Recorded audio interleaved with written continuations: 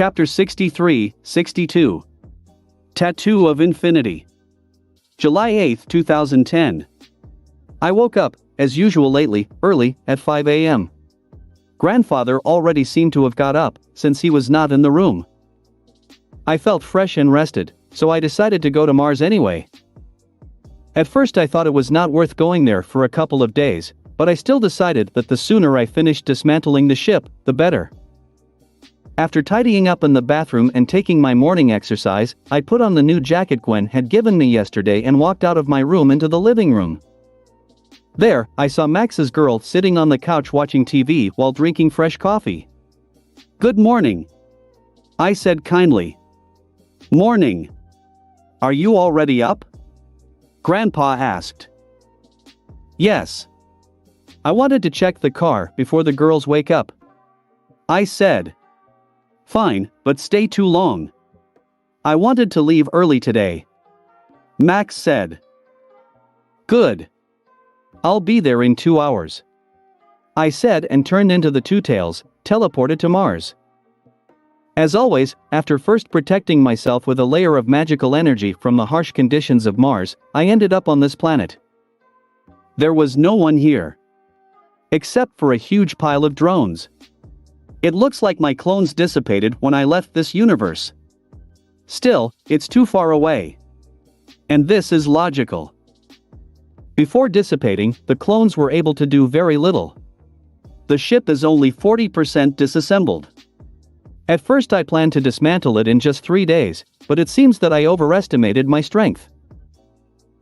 Having again created 3 clones, which, turning into an upgrade, went further to disassemble the ship, I looked at the mountain of materials. Of course, this time there are not too few of them, but it is still a significant amount. After transforming into the Two Tails, I began to teleport all the materials to my cave. This time I did it in just 25 minutes. And I didn't even seem to get tired. Next time I will do so. I no longer want to be left without strength at the most inconvenient moment. Having finished with the transportation of all materials, I decided to take a little rest in my laboratory. For now, I don't want to deal with my new aliens because it's taking too long. I'll leave that for later.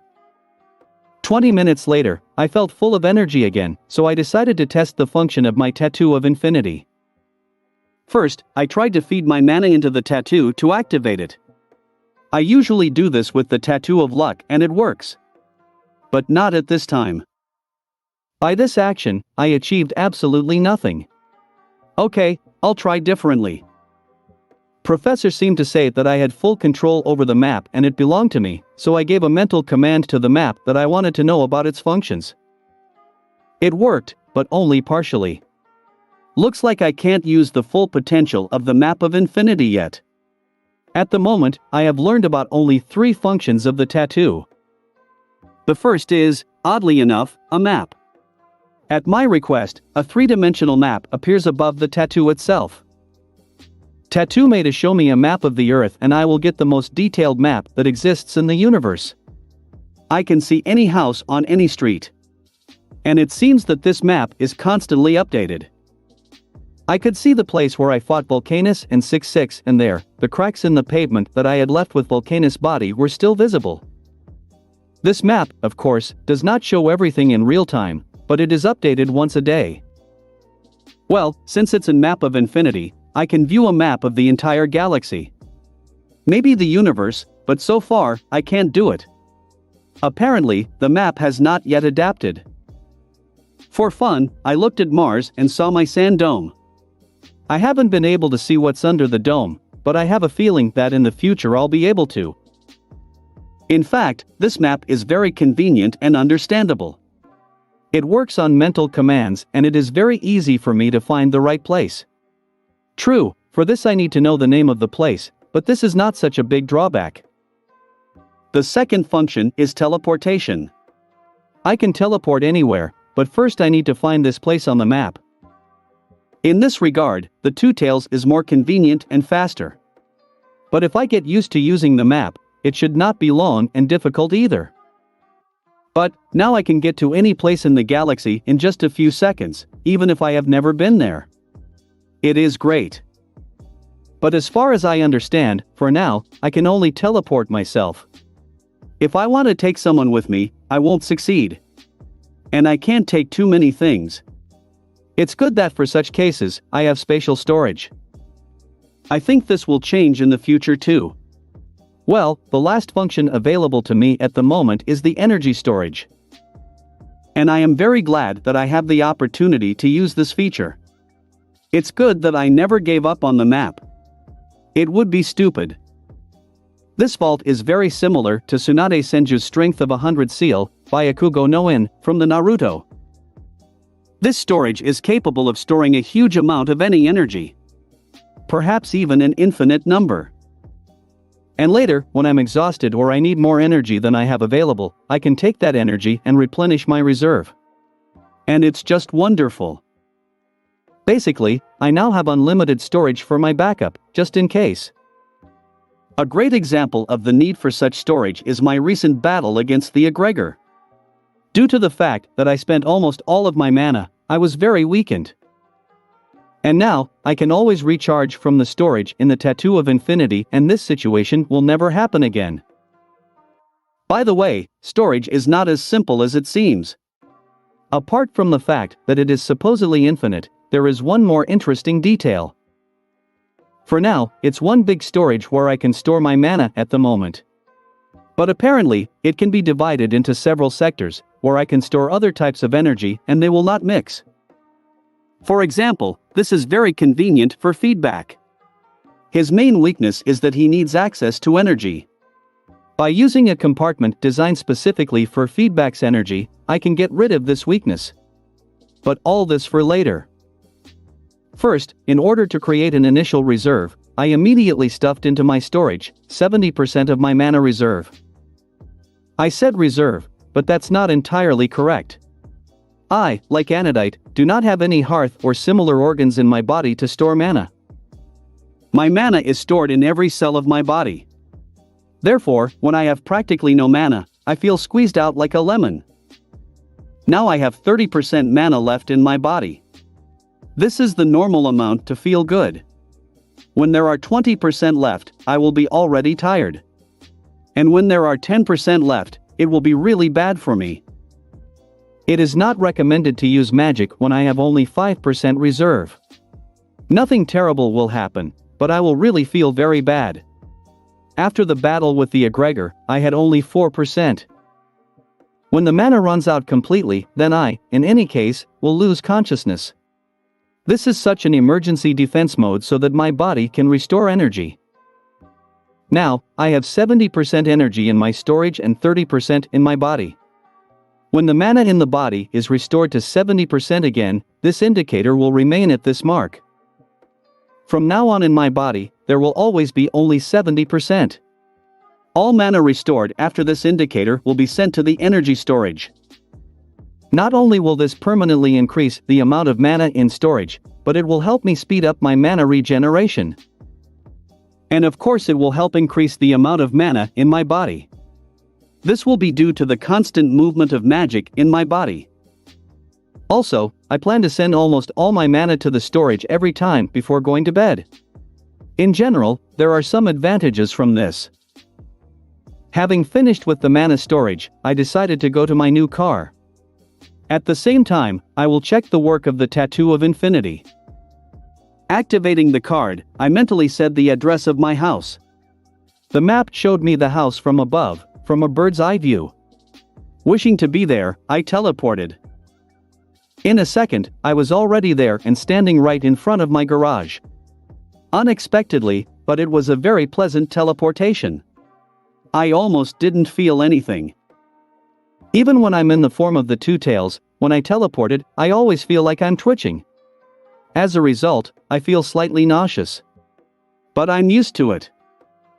And this time, everything was fast, convenient and easy. I closed my eyes in one place and opened them in another. Gorgeous. Opening the garage, I saw my new car. She was under the tarpaulin, removing which, I saw my Camaro. It was a great and beautiful car. After checking it, I was convinced that the machine was in full working order. It was brand new and even smelled special inside. There wasn't even a run yet. And when only grandfather managed to buy it and put it in the garage. Sometimes I marvel at his multitasking. Since I'm here, I decided to take a little ride. It's good that Grandpa taught me how to drive last year. In my previous life, I never learned this, but this time, I corrected this misunderstanding. After placing the car in my inventory, I reactivated the map and found the perfect place to test drive, after which I teleported away. I was in the middle of the desert. There was nothing but asphalt. It was Highway 66. The perfect place to drive. I pulled out the car, got behind the wheel and started my Camaro. The next hour, I was testing my new car. And it was great. There are of course a few drawbacks, but I will fix everything in the future when I do modernization. I only stopped when I ran out of gas. Another drawback. I will fix this too. It was already almost 7 in the morning, so I returned the car to inventory and returned to the garage, where I left the car. I decided it was worth a little run, so I turned into an XLR8 and ran to Pittsburgh. And so, I found another function of the map of infinity. Navigator. At my request, a blue arrow appeared in front of my eyes, which shows me the way to the hotel. It is very convenient and more, I will definitely never get lost. In 5 minutes I was there. Entering our room, I saw the girls already awake.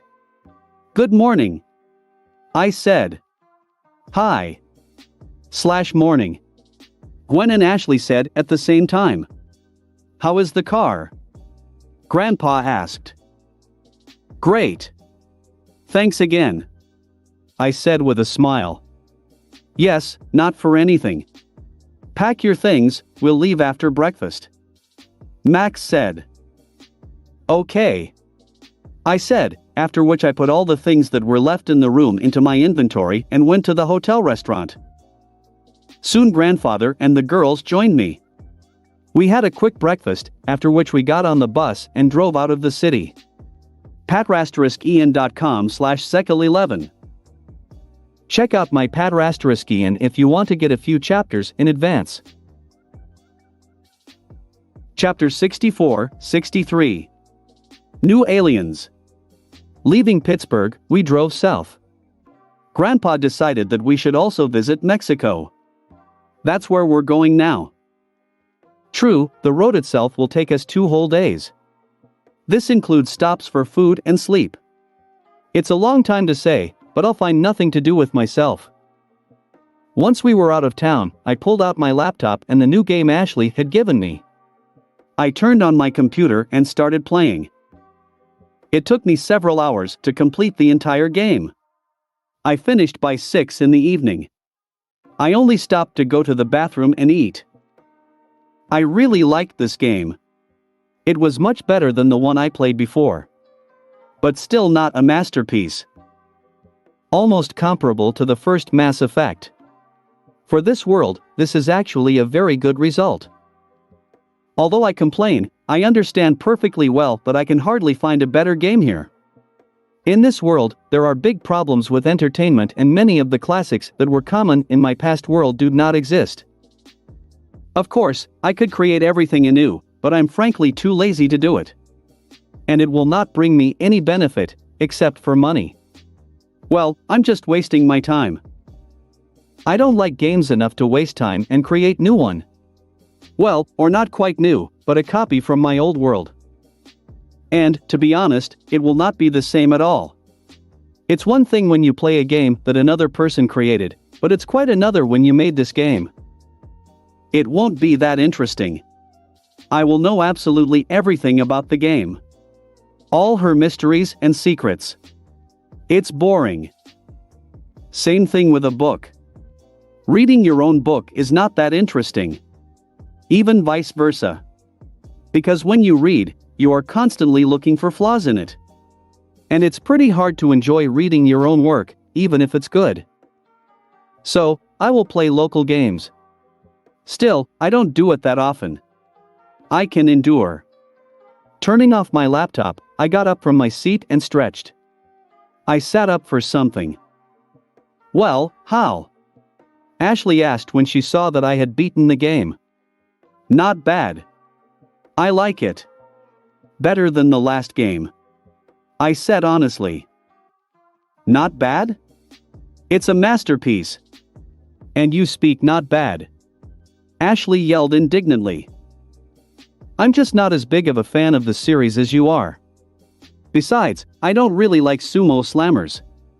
"To each his own," I said calmly. Ashley wanted to continue her tirade about the brilliance of the game, but after hearing my words, she thought a little and nodded. "You're right.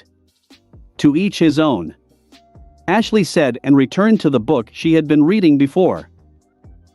I went to the bed where Gwen was now lying and also reading something. Seeing that I was walking towards her, she smiled and asked, "Have you finished playing yet? Can I take your laptop? I wanted to watch one new movie." "You have your own computer. You can use it," I said, sitting on the bed. "My laptop has a small screen, so it is inconvenient to watch movies on it. And yours is big and comfortable. He's generally much better," Gwen said. "Well, of course. I created it myself. He should be like this," I said with a grin. Gwen just rolled her eyes at my words and asked again, "So can I take it?" "Certainly. Can use it as much as he wants. At least today, I won't need it anymore," I said. "Thank you," Gwen said and got out of bed and went to my laptop. Taking her hand to stop her, I said softly, "Later I'll make you the same laptop, maybe even better. This will be my gift." Gwen smiled brightly at me and kissed me on the lips. "But so that grandfather does not see anything." "Thanks again," Gwen said and walked on. I collapsed on the bed and looked at the Omnitrix. Since I still have about 2 hours left to stop, I decided to check out all the aliens I got from Ben. I didn't do it before because I wanted to relax and have some fun. And now the time has come. The last time, before I got into the Forge of Creation and all this adventure with the egregor, I had 28 aliens. The most recent aliens I got were Ultimos and Squid. I checked their strength, but not very carefully, due to the fact that at that time I was very tired. I have never used them in battle either. We'll need to fix this in the future. After activating the watch, I looked at the dial, on which the silhouette of Heat Blast appeared. Everything is like the first time. It feels like I just haven't used the Omnitrix the old-fashioned way for a huge amount of time. It seems that even a month and a half has not passed since I found this magic watch, but it seems that several years have passed. Using the watch in this way makes me feel nostalgic. I don't know why, but it's quite a pleasant feeling. So, I remember the whole past path and my achievements. I've achieved a lot. I don't even believe it. Found the Omnitrix, learned magic, got 2 girls, beat up Vilgax, met Ben Prime and Professor Paradox, got 2 tattoos. And this is only the most important thing. At such moments, I feel like an old man, not a teenager who just turned 16 yesterday. But, it helps a lot to better look at your actions and mistakes, if any. And think about your plans for the future better. With that, I decided to stop philosophizing and turned my attention to my watch. Turning the dial, I saw the 4 arms, and then again turned the dial 28 more times. After Squid, the first new alien showed up. Judging by the silhouette, it was Swampfire, a representative of the Methanosian race from the planet Methanos. It's rather unusual to see aliens from the Alien Force and Ultimate Alien in the old-fashioned Omnitrix. Instead of a holographic silhouette like Ben had, I just have the shadow of an alien. Swampfire is a pretty good alien. Although, if you think about it, he's just a mixture of Heat Blast and Wildvine. I don't have access to the last one yet. Until I transformed into this alien, I couldn't say much about him, so I immediately moved on to the next alien. The 30th alien available to me was Big Chill. Pretty cool alien. Again, we can say that this is a mixture of two aliens, namely the Ghost Freak and Icepick.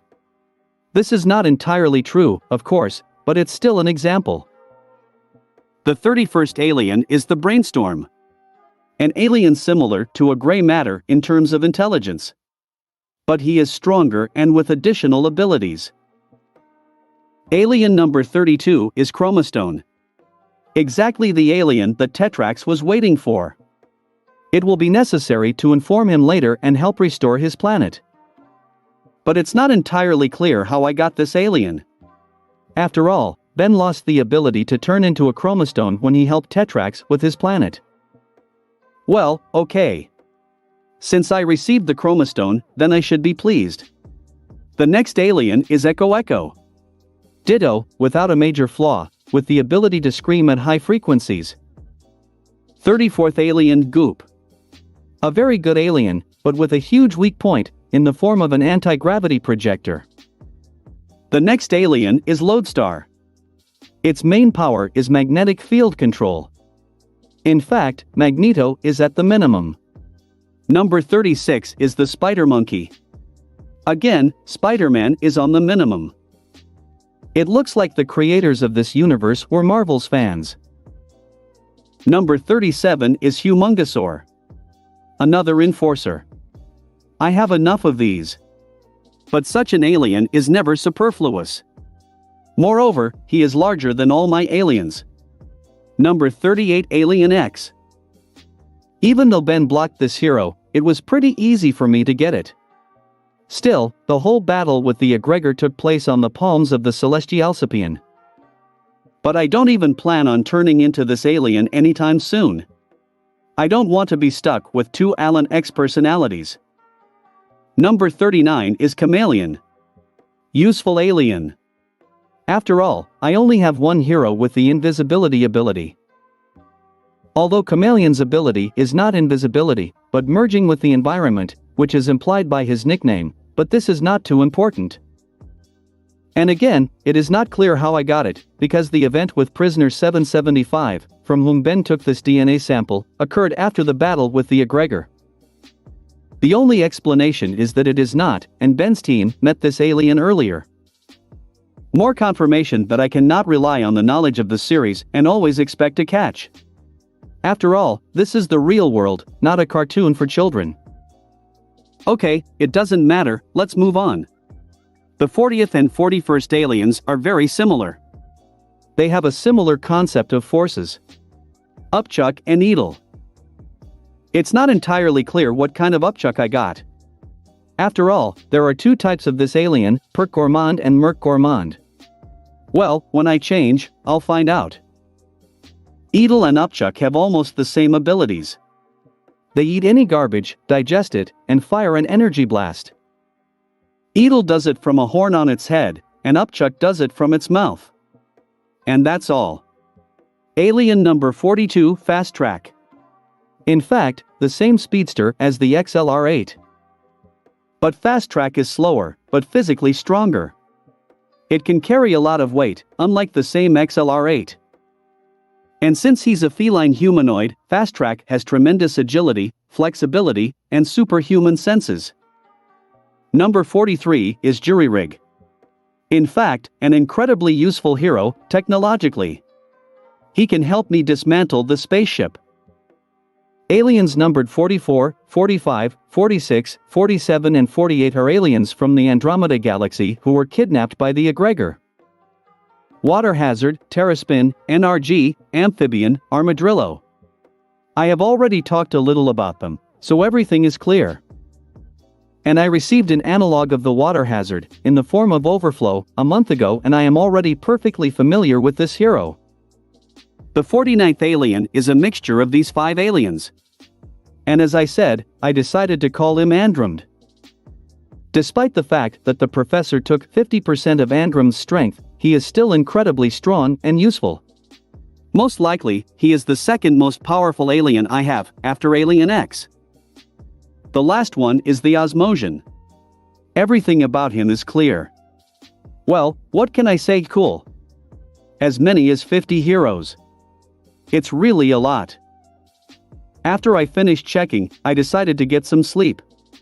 So, lay down comfortably and fell asleep. patrasteriskian.com/sekal11. Check out my Patrasteriskian if you want to get a few chapters in advance. Chapter 65-64. Alien Fungus. I woke up about 2 hours later. It was already dark outside, and it was raining. Getting out of bed, I walked past Ashley, who was still reading a book, and past Gwen, who was watching a movie on my laptop, and walked over to Grandfather, who was driving. "What time is it?" I asked, sitting in the front seat next to Max. "It's almost 9 o'clock in the evening." Grandfather answered, continuing to drive the bus. "Weren't we supposed to be camping at 8 in the evening?" I asked, pulling out my phone from the spatial storage to check the time. "It's actually almost 9. Plans have changed. There was a collapse on the road, so we had to change the route," Max said. "So that's why we ended up in a mountainous area," I said and looked out the bus window. Now we were driving along a mountain road. I must say, the road itself was quite steep, with a lot of turns. And it's raining outside. So it's no wonder Grandpa is so focused on the road right now. One wrong move and we fell off a cliff, straight down. It's good that Max is a really good driver. Basically, don't have to worry. Just at that moment, right in front of our bus, a boy of about 12 jumped out and shouted, "Help!" Grandpa hit the brakes.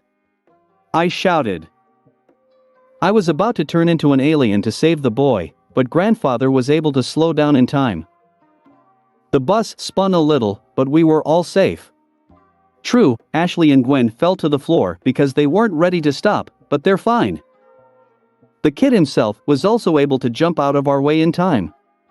But apparently from fright, he jumped too hard and now he is hanging over the abyss, holding on only to a branch. Since Ashley and Gwen hadn't recovered from the emergency brake yet, I jumped out of the bus and ran to the kid. Using magic, I created a magical construct in the form of a huge hand.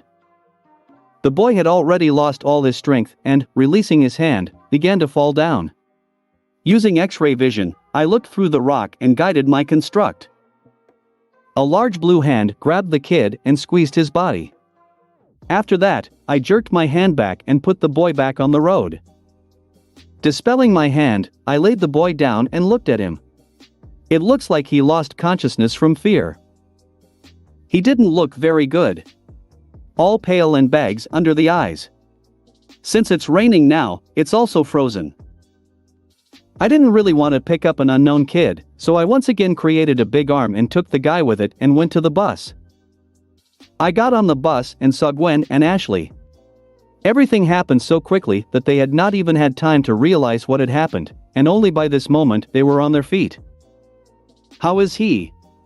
Grandpa asked as he unfastened his seatbelt. Getting up from the driver's seat, he walked around the girls who were turning their heads trying to recover, took the kid from the construct and laid him on the bed. "All is well with him. He fell off a cliff, but I was able to catch him in time. He passed out from exhaustion and fear. He was also completely wet," I said, going to the bed and standing behind Grandfather. "It's clear. It's okay," Grandpa said with a weary sigh. Well, yes, he must have been worried about all this. Still, he nearly hit the kid. "His name is Gilbert," Gwen said as she approached and pointed to the name patch on the kid's shirt. She and Ashley had finally recovered from the sudden stop and were now looking at Gilbert with curiosity. "Yes, the guy with the name was unlucky," Ashley said with a laugh. "I wonder what he was doing in the middle of the road at such a late hour," Gwen asked. "Judging by the patch, he's from some summer camp," I said and took out my phone to check the card. After a couple of minutes, I said, "There is Camp Opinacon 5 kilometers from here. Apparently he's from there. It's just not clear why he was here. Maybe he just ran away from the camp. This often happens. In any case, we need to take him to the camp."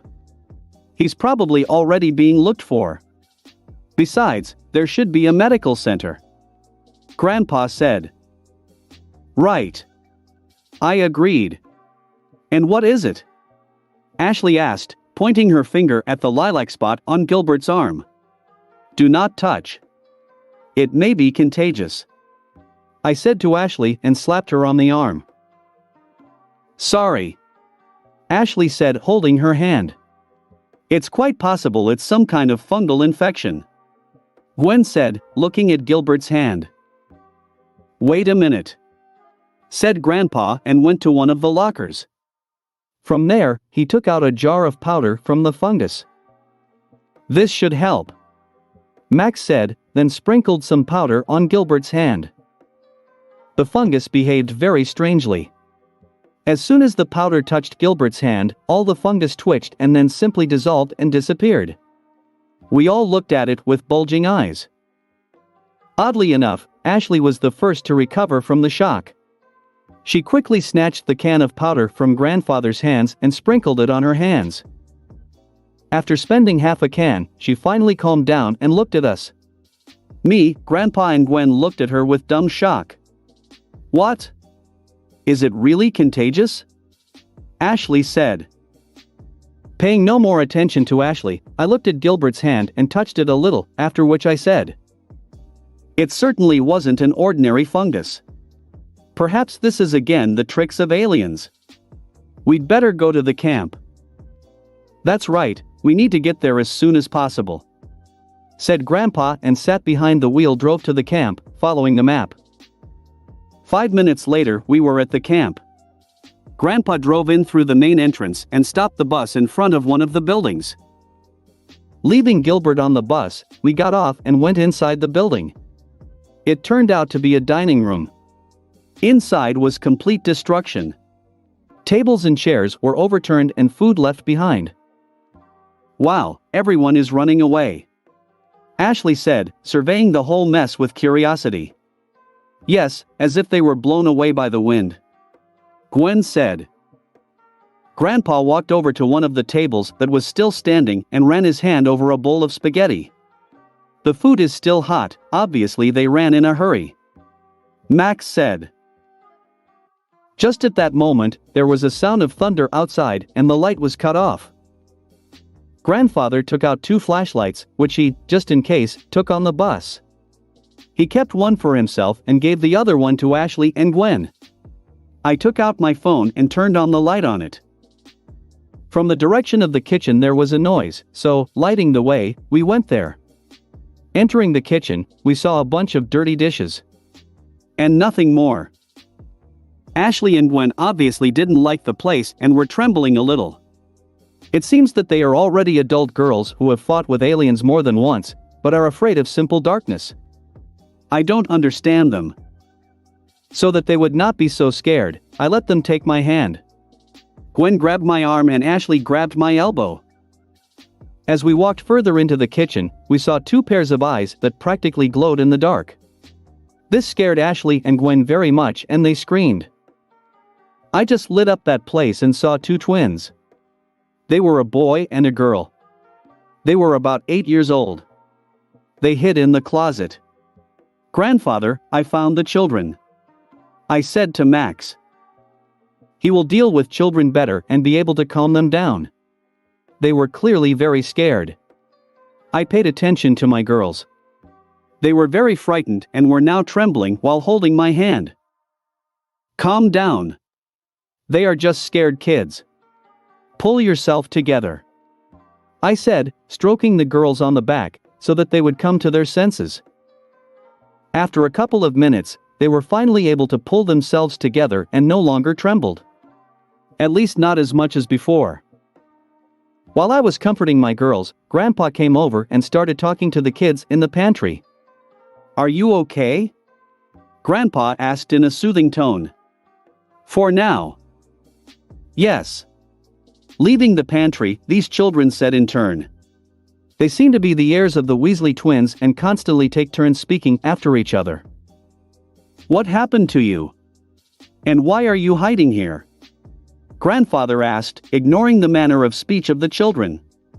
There was some noise outside, but the boy began to say, "We were scared to go out."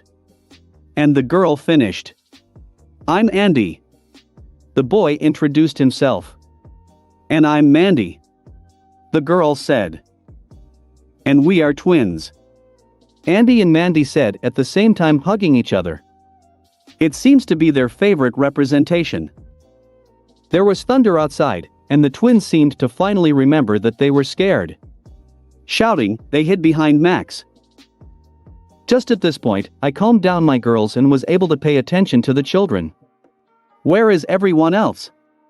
I asked, waving my hands. Ashley and Gwen were still scared, so they grabbed and hung on my arms. Although, judging by their cunning faces, they are no longer so afraid. They really like the way I calm them down and protect them. Everybody left, Andy said, clutching Grandpa Max's leg. "There is no one left here," Mandy said, repeating the steps after her brother. Grandfather visibly gloomed at their words, after which he went to the phone that hung on the wall and checked it. Apparently, the hurricane damaged the telephone service. "And cell phone too," Max said, looking at his old cell phone. "Let's go back to Gilbert's, and let's go to the city," Grandpa said. Everyone was willing to leave this terrible camp, so we all quickly went to the bus. Once outside, I used telekinesis to create a shield over our heads to protect everyone from the rain. Oddly enough, the twins didn't even notice. Well, good. Going inside, Grandfather immediately got behind the wheel and tried to start the bus. But he didn't succeed. Frowning, Max got off the bus. The rain had completely stopped. It happened very quickly and unexpectedly. Raising the hood, Grandfather looked at the bus engine. A fungus sprouted on the entire motor, which is why the bus would not start. "It looks like the whole motor is overgrown with some kind of fungus," said Max, carefully looking at the motor. Hearing his words, Ashley quickly ran into the bus and brought powder from there. Seeing what Ashley had brought, Grandpa said thoughtfully, "Maybe this will work." Taking the powder from Ashley's hands, he began to sprinkle it on the motor. It really worked and the fungus started to disappear. But the powder was only enough for half of the entire fungus. "Not enough." "Well, we'll have to stay here," Grandpa said. Taking Gilbert, we went to one of the cabins, following Andy and Mandy's directions. It turned out to be a living quarters, so we decided to stay here. Putting Gilbert on one of the beds, Grandfather said, "Stay here, keep an eye on Gilbert. I'll go to the kitchen to get food." "I will go with you," I immediately said. "Good. Extra hands won't hurt," Max said and left the house. Before leaving, I took a serious look at Ashley and Gwen. Seeing my gaze, they immediately focused. While Ashley and Mandy were distracted, I approached them and pressed a special point on their neck. This prompted them to fall asleep. I did the same with Gilbert so that he would not wake up early. There is definitely something wrong with this camp. Stay here and protect the children. Let them sleep better. They shouldn't know about aliens. Gwen, cover the door and window with your magic shields, I ordered and went out. Good, Gwen said. They know when to joke and when to obey me implicitly. As I walked out the door, using my supervision, I saw Gwen put up her magical shields. Since Gwen listened to me, I cannot worry about them and focus on the case. Moving away from the house, I saw how several humanoid mushrooms attacked Grandfather. He was quickly tied up and dragged into the forest. I was about to save Max, but I stopped. Judging by the eyes, he saw me and knows that I am near. So Grandfather wants to be taken to the lair of these mushrooms. There I will save him and solve the local problem. Just in case, I used telepathy. And yes, I was right. This is his plan. It is clear that Max has long understood that this camp is not so simple. Of course, I could find the fungus den myself and decide everything, but since Grandfather wants it so, I will act according to his plan. I quickly turned into a chameleon and, merging with the terrain, ran after the kidnappers. I had little time to examine myself, but I noticed that I was still wearing pants. Thank God. I wouldn't want to be naked. 5 minutes later, we were in a strange area. Here everything was in strange luminous mushrooms. It must be said that it was quite a beautiful sight, but I could not be distracted. Max was dragged into a cave. Going after him, I saw that the humanoid mushrooms had already gone somewhere. And grandfather's body is entwined with roots. Since I knew what to do next, I quickly turned into Ditto and created a clone, which turned into the Two Tails and freed Grandpa from captivity, teleported back to the camp. I, on the other hand, turned into an XLR-8 and ran inside the cave. I moved so fast that the roots couldn't catch me. After a couple of minutes, I arrived at the very heart of the cave. There was a mycelium here. I must say, it's a nasty thing. Something like a brain. Also with teeth. When I got close to the mycelium, the Omnitrix glowed yellow. Apparently, I got the wild vine. It's rather strange, but I'm not up to it. The whole earth shook. It looks like the mycelium wants to grow mushrooms with its spores. I would not like to allow this. That's why I turned into Heat Blast. The mycelium picker is still too big, so I also started running mana through the body. Blue haze came out of me. This time, I used mana to increase not physical characteristics, but the power of my fire. When everything was ready, I released all my fire at full power. The mycelium picker from the heat of my flame was simply wiped off the face of the earth. But I didn't stop there. I continued to pour fire all over the cave. From my flame, everything in the area burned and melted. 10 minutes later, I destroyed everything that was possible. With that done, I turned into the Two Tails and returned to the camp. There, I saw that the half of the camp was strewn with mushrooms, more like flowers with closed buds. It seems that despite the fact that I was in a hurry, the mycelium managed to grow some of the mushrooms with their spores. Once again human, I looked around. Not far from the dining room, I saw my family. In the hands of Grandpa, Gwen and Ashley were cans of powder. Looks like they found the infirmary and found fungus powder there. When they saw me, they smiled and waved at me. "How are you?" Grandpa asked. "Things are good. I destroyed the mycelium and the entire cave. There's nothing left. It is only necessary to destroy these disputes. We found powder. It works great against these alien fungus," Ashley said happily. "All right, let's get this over with and go to bed," Gwen said with a yawn. Using our telekinesis, Ashley and I created a huge cloud of powder, which was lowered over the entire area. The medicine completely destroyed all remnants of alien spores and we were able to relax. Having finished with everything, we returned to the house. There, we checked on Andy, Mandy, and Gilbert. Since they were still sleeping, Grandpa decided to leave them like that. Max stayed with them at the cabin to take care of them while me, Gwen and Ashley got back on the bus. There we lay down on the bed and fell asleep in an embrace.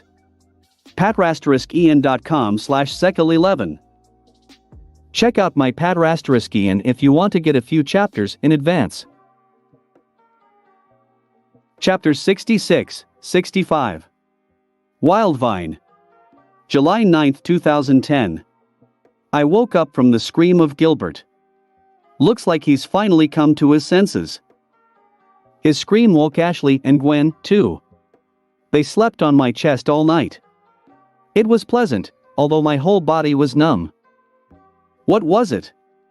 Gwen asked, continuing to lie on top of me. She didn't even move. Gilbert is finally awake. He remembered about the mushrooms, apparently, that's what he's screaming about. I said, hugging the bodies of the girls.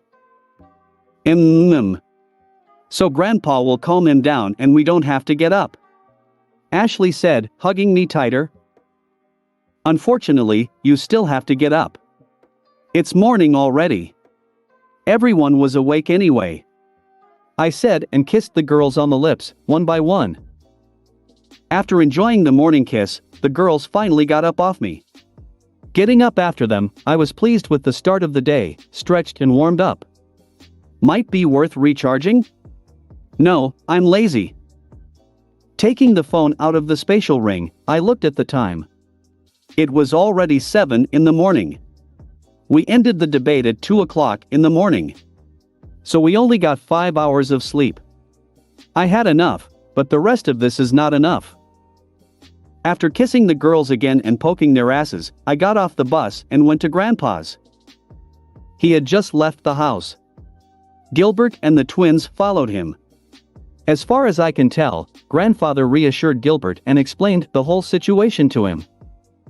"Good morning," I said, walking up to Max. "Morning. Are you already awake?"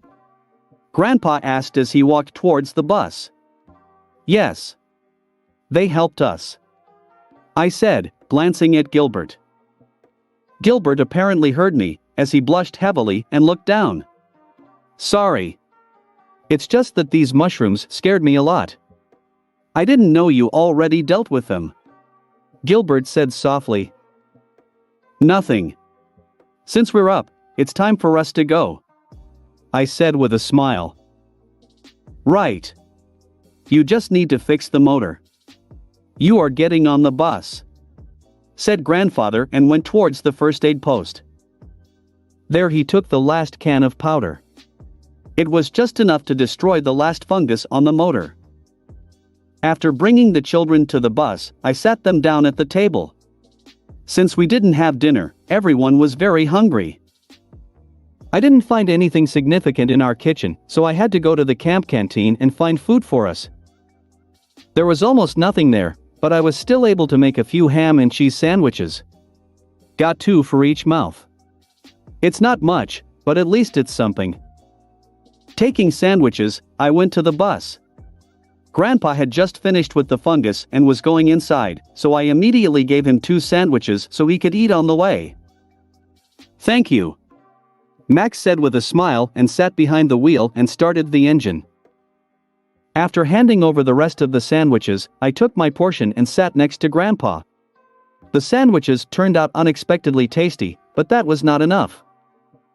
It took us an hour to get to the nearest town. Since we did not know what to do with the children, Grandpa decided to take them to the police. There, he handed Gilbert, Andy, and Mandy over to the police. They will take care of the children and take them home. Then, Grandpa drove us to the parking lot. Since everything happened very quickly in the morning, we could not put ourselves in order. This is what we did. After washing up and changing into clean clothes, we went to a pizzeria. There was an incredible craving, so we ordered 2 pizzas for each. After eating our fill, we grabbed the leftovers and a few more pizzas for lunch and headed back to the RV. Everyone still wanted to sleep, but Grandfather didn't want to waste a whole day in this small town. Since I slept well, it was decided that I would drive the RV. In the past, I drove Grandfather's bus more than once. It was on it that Max taught me to drive.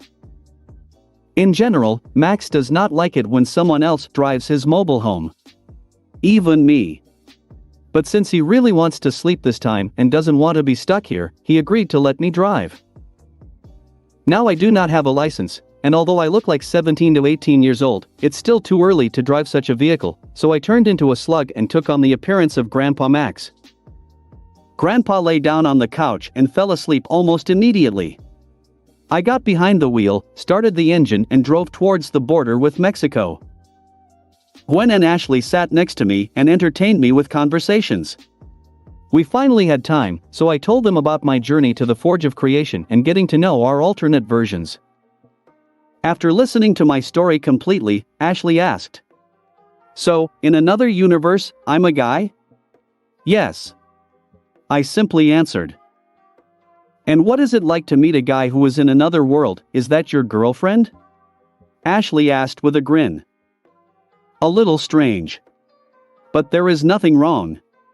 You just don't look alike." But the reaction of Kevin and Ben was priceless when they found out that I was relationship with you. I said with a laugh. Ashley laughed outright.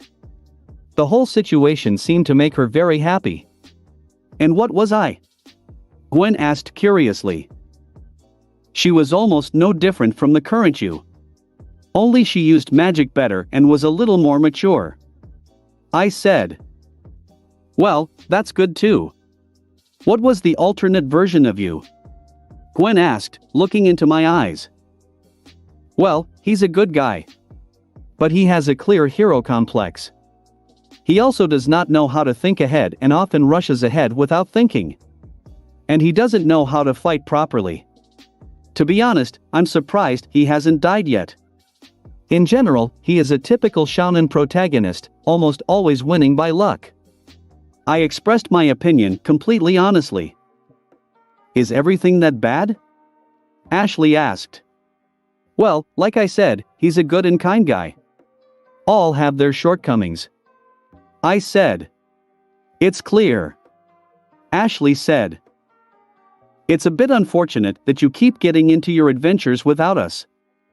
Gwen said sadly. It's not my fault, it just happens. But, I promise that next time, I will try to take you with me. If it works out, of course.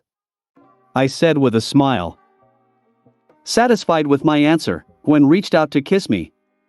It was a bit weird since I still looked like Max, but because it was a good moment, I became human again and kissed Gwen. True, the kiss dragged on and I lost control of the RV a little and almost pulled over to the side of the road. Breaking off our kiss, I turned my attention back to the road. At that moment, a police siren sounded from behind. Here you go. I said, rolling my eyes. Transforming into Grandpa Max again, I stopped the bus at the curb. It took me almost 15 minutes to deal with the police. I got pulled over because my taillight didn't work. I will need to tell Grandpa about this. Max never woke up, so I got behind the wheel again and drove on. Then the girls and I talked a bit about alien mushrooms and stuff like that.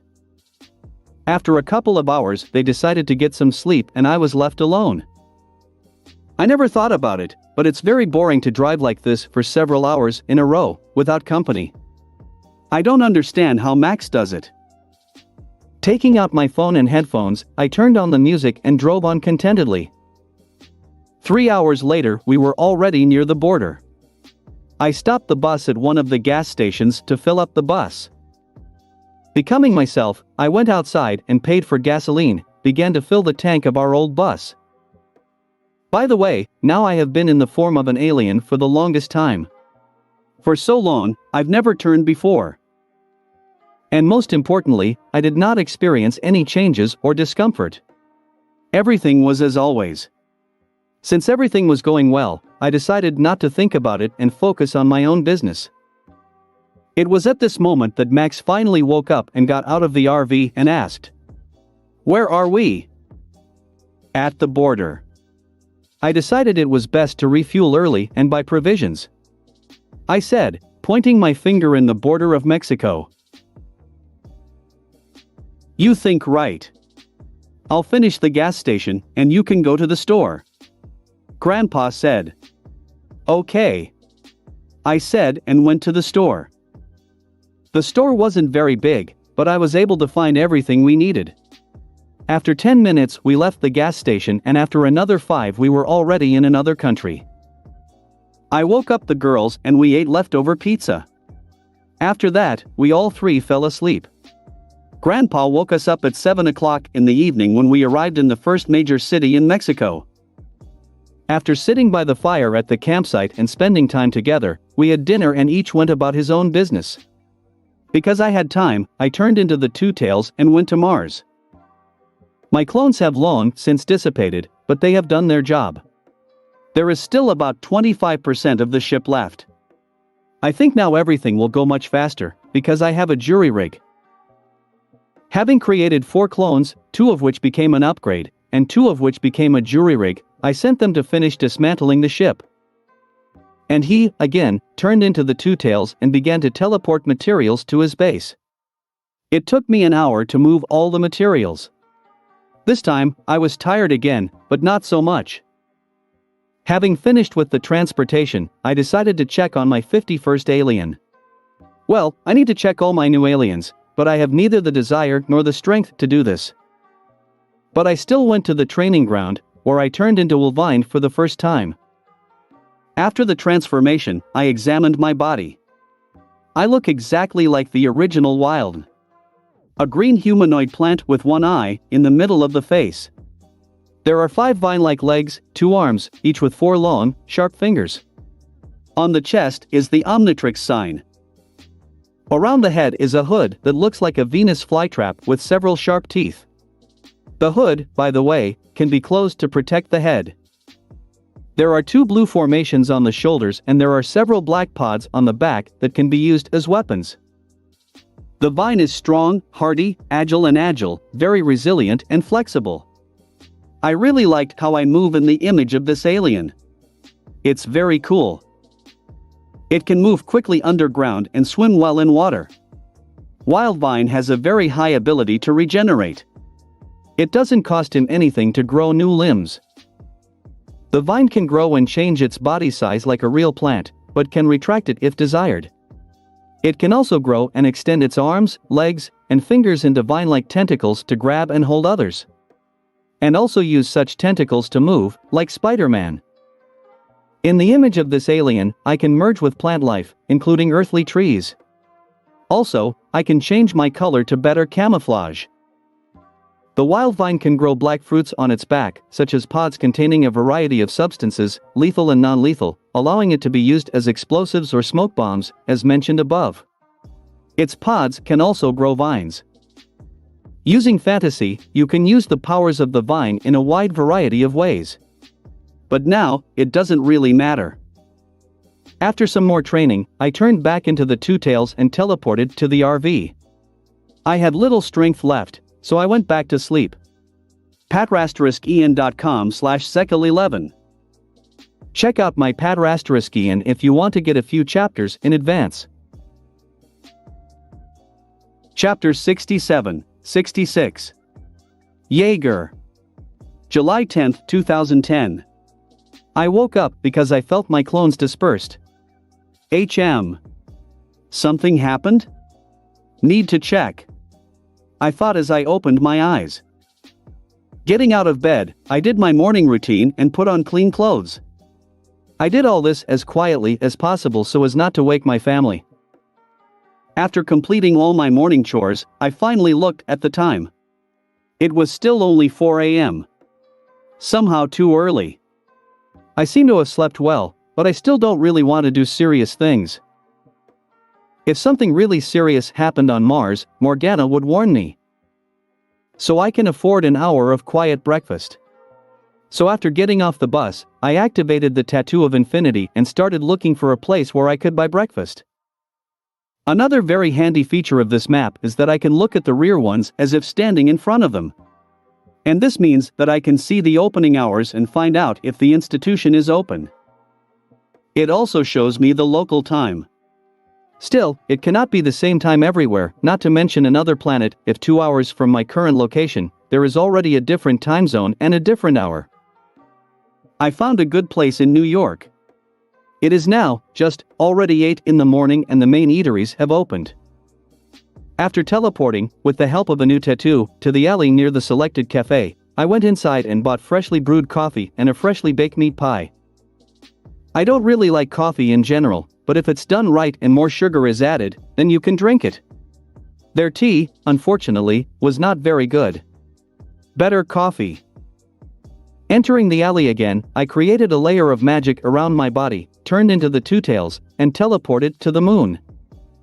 I have never been here, but when we had an excursion on the Merlin, I noticed one place where there would be a gorgeous view of the Earth. Once on the moon, I wanted to create a large dome around where I am to protect myself from the vacuum, but stopped. In general, I wanted to turn into Andromeda and sit quietly, drink coffee and eat a pie. Andromeda, it seems, can easily be in space. Well, at least that's what the egregor did. And the dome was needed to protect my breakfast from the vacuum.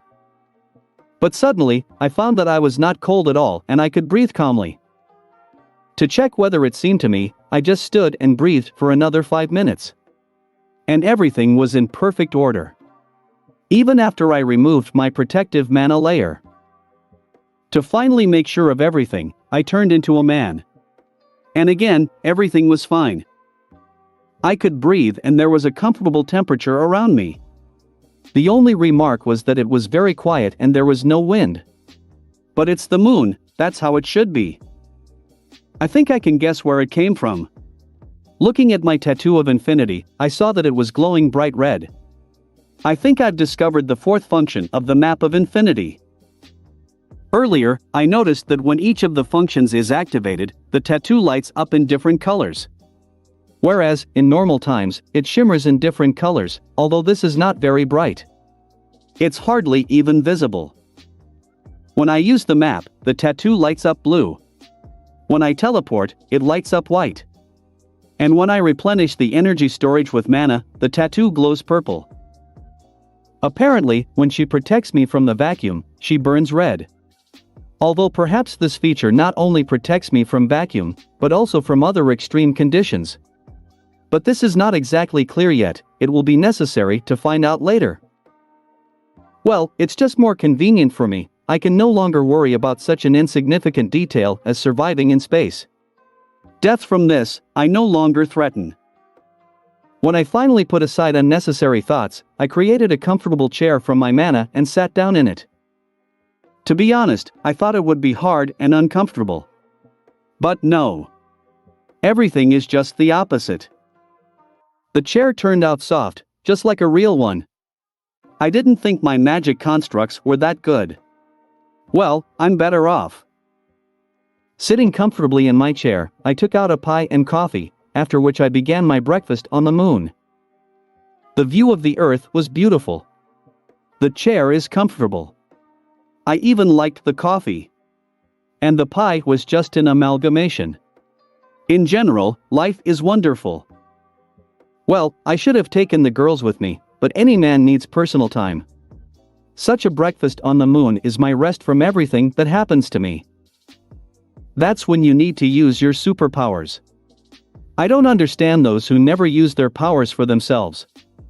These are your powers and you can do whatever you want with them. Of course, being a superhero and saving people is good, but you also need to be able to relax. I'm pretty sure that the same Superman never sat on the moon drinking coffee and enjoying the view. It's not heroic after all. Cretin. Bonfires about all sorts of heroes, I sat and drank coffee, looking at the earth. Sometimes he even used his supervision and spied on beautiful ladies. Again. Life is good. _ An hour later, I finished my coffee and ate the whole pie. So I got up, scattered my chair and turned into the Two Tails and teleported to Mars. There, I was met with a surprise.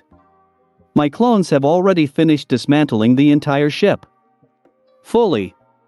That's what happens when a jury rig joins the work. It was really fast. Well, since I only had to transfer all the materials to the cave, I did not postpone this matter and began a series of teleportations. My strength ran out after an hour and a half. There is practically no mana left, and I transferred only 80% of all materials.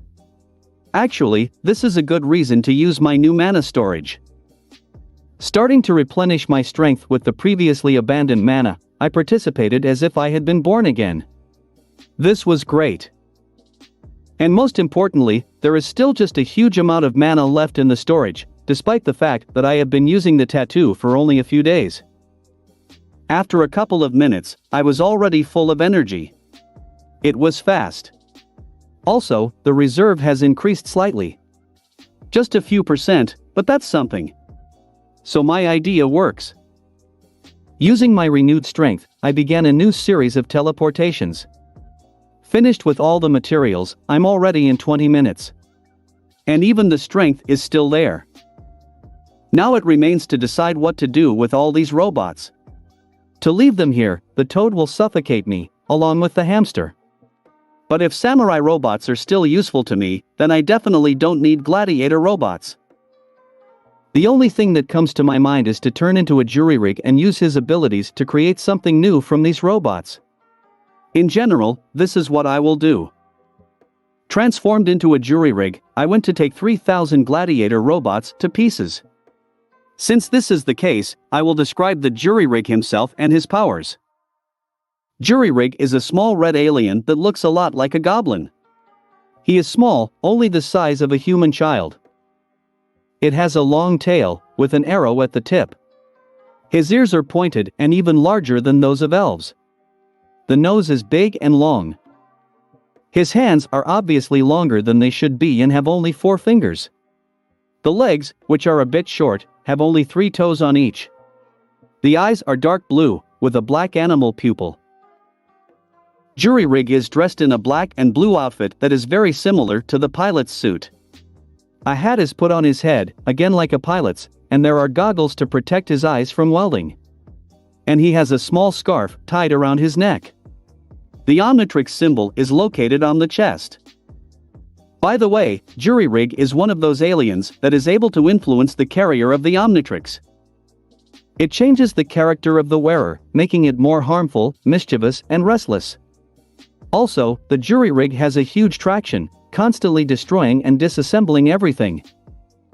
But, just like with Wrath, due to my overwhelming intelligence, I am not affected by the Jury Rig personality and can completely control myself. Jury Rig's most important ability is his ability to disassemble and assemble technology. In fact, Jury Rig is the perfect mechanic, engineer, and inventor. In this image, I was able to take apart 3,000 robots in just 5 minutes.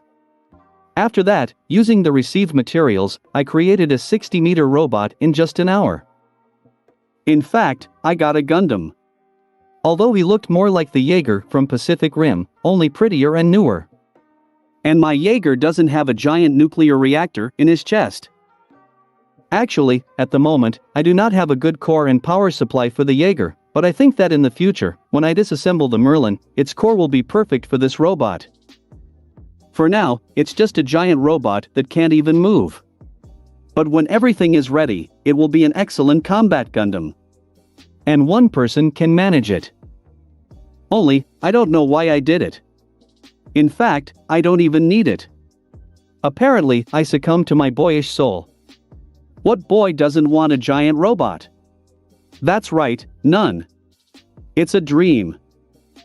Not wanting to leave the robot here, once again using the Jury Rig's power, I dismantled the Jaeger into several parts so that it could be conveniently carried and then quickly reassembled.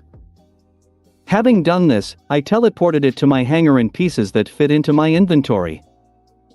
When the entire Jaeger was in place, I became the Jury Rig again and fully assembled it again, and left it lying on the floor of the hangar. With samurai robots, I acted differently.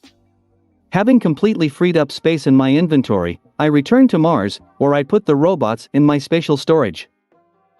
50 robots fit inside at once, therefore, in 10 teleportations, I transferred them all. For now, I've left them in stock. Then, I returned to Mars again and, turning into the Sandman, I destroyed the Dome of Sand. Shouldn't leave him. Returning to the base once again, I took all my things, after which I teleported to my family. patrasteriskien.com/sekil11. Check out my Patrasteriskien if you want to get a few chapters in advance. Chapters 68, 67. Mask of Apuk. I arrived just in time for everyone to wake up. No one asked me where I was, because everyone knows that usually early in the morning, I go about my business. And if it were something serious, I would immediately tell about it. And since I don't say anything, you don't have to worry. By this time, I was already hungry again, so together with everyone, we went to the nearest cafe, where we had breakfast with pleasure. Mexican food for breakfast is unusual but really delicious. I don't really like spicy food, but here it's also perfectly combined that there are no complaints. Having eaten our fill, we all got on the bus and drove on. In fact, Grandpa didn't have any plans to travel to Mexico. Basically, we'll just ride around the US border for a bit, visit a few more nearby cities, and drive back. It's all. Well, at least something. Since it was still a few hours to go to the next city, I decided to sleep. Even though I've replenished my mana from the vault, it's not the same as taking a full rest. Mental fatigue from continuous teleportation still remained, so I decided to get rid of it. After telling everyone that I wanted to get some rest, I went to bed. As soon as I lay down, I fell asleep almost immediately. I had a very strange dream. I dreamed of Las Vegas. There was the Keystone and Hex. And what is the strangest thing, I saw the Charmcaster. When I looked at her, my magic just raged all over my body. It is very strange. Of course, I know what will happen in Las Vegas, but I have never seen the Charmcaster live. And she was real in the dream. Not drawn, but really real. Like everyone else I've met in this world. But what confuses me the most is the reaction of my magic. As if my magic was drawn to the magic of the Charmcaster. Unclear. All questions and no answers. Well, nothing, soon we will arrive in Las Vegas and I will find out everything. I hope so. Gwen woke me up for dinner. We did not have time to get to the city, but everyone already wanted to eat, so grandfather stopped in a desert area. There was nothing here. Only the road and the power line. And the desert. And it's all. However, the view here is beautiful. This time, Grandpa decided to cook another culinary masterpiece, namely fried beetles. In fact, it turned out even well. If you do not think that these are bugs. But, they are very cool crunchy. Gwen and Ashley quietly ate these bugs until they were told what they were. After that, they never touched them again. Here's how it happens. Although, I'd rather eat pizza than bugs, too. But who asks me? Just as breakfast was over, one of Grandpa's devices built into the bus beeped. Hearing this signal, Grandpa dropped all his playfulness and put on a super serious face. Pressing a button under the table, Grandfather brought up a monitor that showed images of an ugly stone mask. No, Grandfather said incredulously, looking at the monitor. He seems to have put on an even more serious face than before. Grandpa, what is it? Gwen asked when she saw the picture of the mask. Ancient Mask of Apuk. This is the key to the most powerful and destructive weapon that has ever existed. Grandpa said. Yeah, how, the most powerful and destructive? Sitting next to you is a 16-year-old boy with an Omnitrix. In my opinion, this is more terrible than some kind of sword that the ancient Indians made. Even if it was alien technology. We urgently need to go, said Max, and abruptly getting up from the table, went to the driver's seat. Sitting behind the wheel, Grandpa quickly started the engine and activated the map on the dashboard, drove to the place where this mask was stored. Since this is the case, I want to get rid of all the trouble. So I asked Morgana to hack every site on the internet that mentions the mask. According to the information that I found, this mask was found in Mexico near the border with Texas.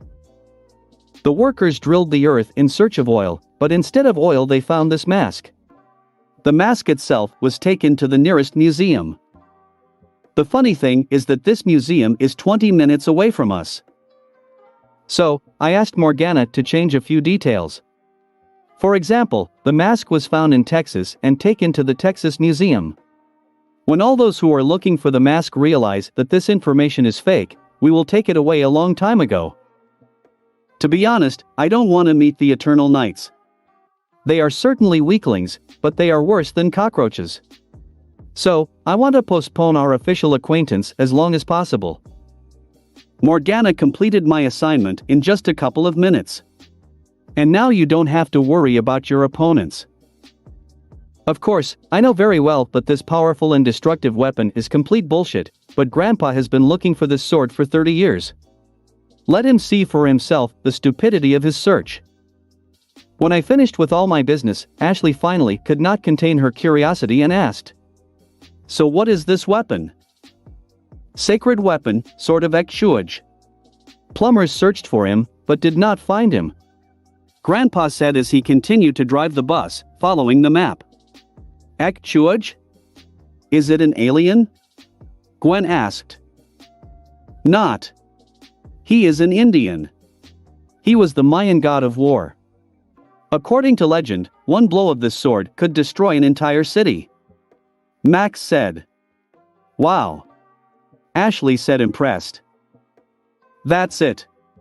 Therefore, we need to find this sword as soon as possible so that it does not fall into the wrong hands. The fate of all mankind depends on it. With obvious pathos, said Grandfather.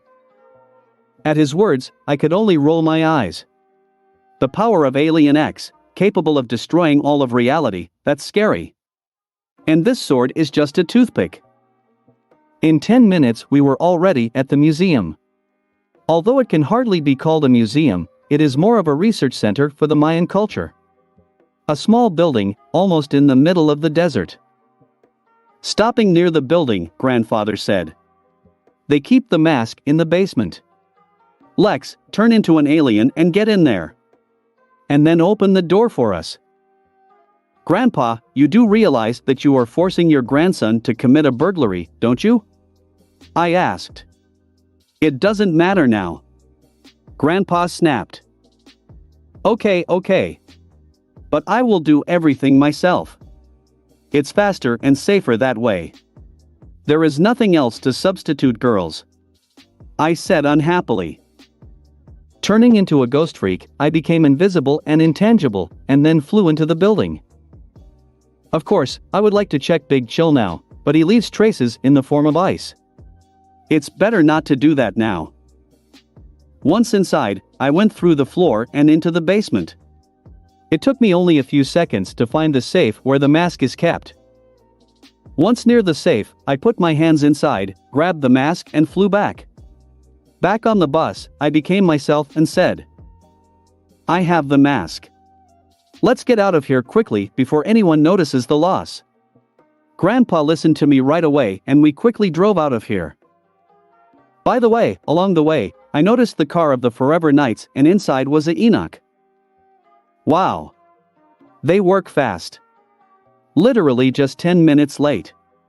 It's also disinformation. Apparently, they have a lot of their spies who found out the truth. Never mind. Enoch does not shine this time. We stopped only after 40 kilometers. As soon as the bus stopped, Grandpa immediately jumped out of his seat and snatched the mask from my hands. Mask of Apuk. I've been looking for her for 30 years. Said Grandpa with abnormal obsession. That's what treasure hunts do to people. I didn't think my grandfather would fall for it. But apparently we are all imperfect. For the next 5 minutes, Max tried to find clues to the location of Sword of Ekchuaj. I got fed up with his attempts, so I said, give it to me. I took the mask and brought it up to my face. As soon as I looked at the green lenses of the mask, they shone and a beam of light appeared from the eyes, which created a hologram of the ancient Mayan temple. An explanation of how to get there immediately popped into my head. Conveniently. This is a map of the Ekchuaj Indian temple door. We need to go. Said Grandfather and already wanted to get back behind the wheel, but I stopped him. Stop, Grandpa. It's 500 kilometers to get there. In addition, this temple is located in the middle of the jungle. Your bus won't get there. I said. Grandpa wanted to argue with me and protect his precious RV, but he didn't. Because he knows perfectly well that I'm right. And what should we do? Ashley asked. Use my Quinjet. I said, and putting the mask in my inventory, I got off the bus. Transforming into Upgrade, I took the form of a Quinjet. Although Gwen and Ashley had never seen him, they were too accustomed to my tricks, so they were not even surprised. Grandpa, now, was not up to it. Before going out, he decided to put on his old plumber uniform. To be honest, he didn't look very good in it. Although, what's the difference? Activating the bus disguise mode, Grandpa boarded the Quinjet, along with the girls. When everyone was in their seats, I closed the door, activated the engine, and took off.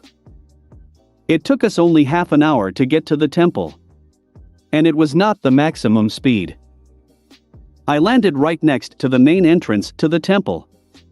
Apparently, the temple is under some kind of camouflage field, and the temple itself can only be seen by those who have seen the Mask of Apukan live. At the moment, it's us, a few workers and employees of that museum. And it's all. So, you cannot expect unexpected guests. This is good. Leaving the Quinjet, Grandpa immediately ran to the entrance and tried to open it. When the girls also came out, I became a man again and said, "Grandpa, stop. The main entrance is one big trap. The real one is on the side." Taking out the mask, I brought it up to my face again, and using the lenses I found the secret entrance. Opening the entrance, I took out my phone and turned on the flashlight. This was enough to light the way. Walking a little forward, we saw a huge cliff leading down. "Looks like we're there," Ashley said. "There's the stairs. Let's go down it," said Grandfather, pointing to a wooden staircase that did not inspire confidence. "This staircase is hundreds of years old. You shouldn't follow it. Moreover, there, most likely, is full of traps. Let's do it differently," I said, and using telekinesis lifted myself, Gwen and Grandpa into the air. Ashley did it herself. Flying down, we quickly found a stone staircase. Having successfully landed, we all moved on together. Having reached the end, we saw a large door in front of which stood a pedestal. "It's here," said Grandfather, taking the mask from my hands and placing it on the pedestal. As soon as the mask was in its rightful place, the doors opened and we saw the hall in which the sword was located. "Here it is, the sacred sword of Ekshuj," Grandfather said reverently and went to the sword. But, as soon as Max was close to the sword, the guard of this place jumped out in front of him.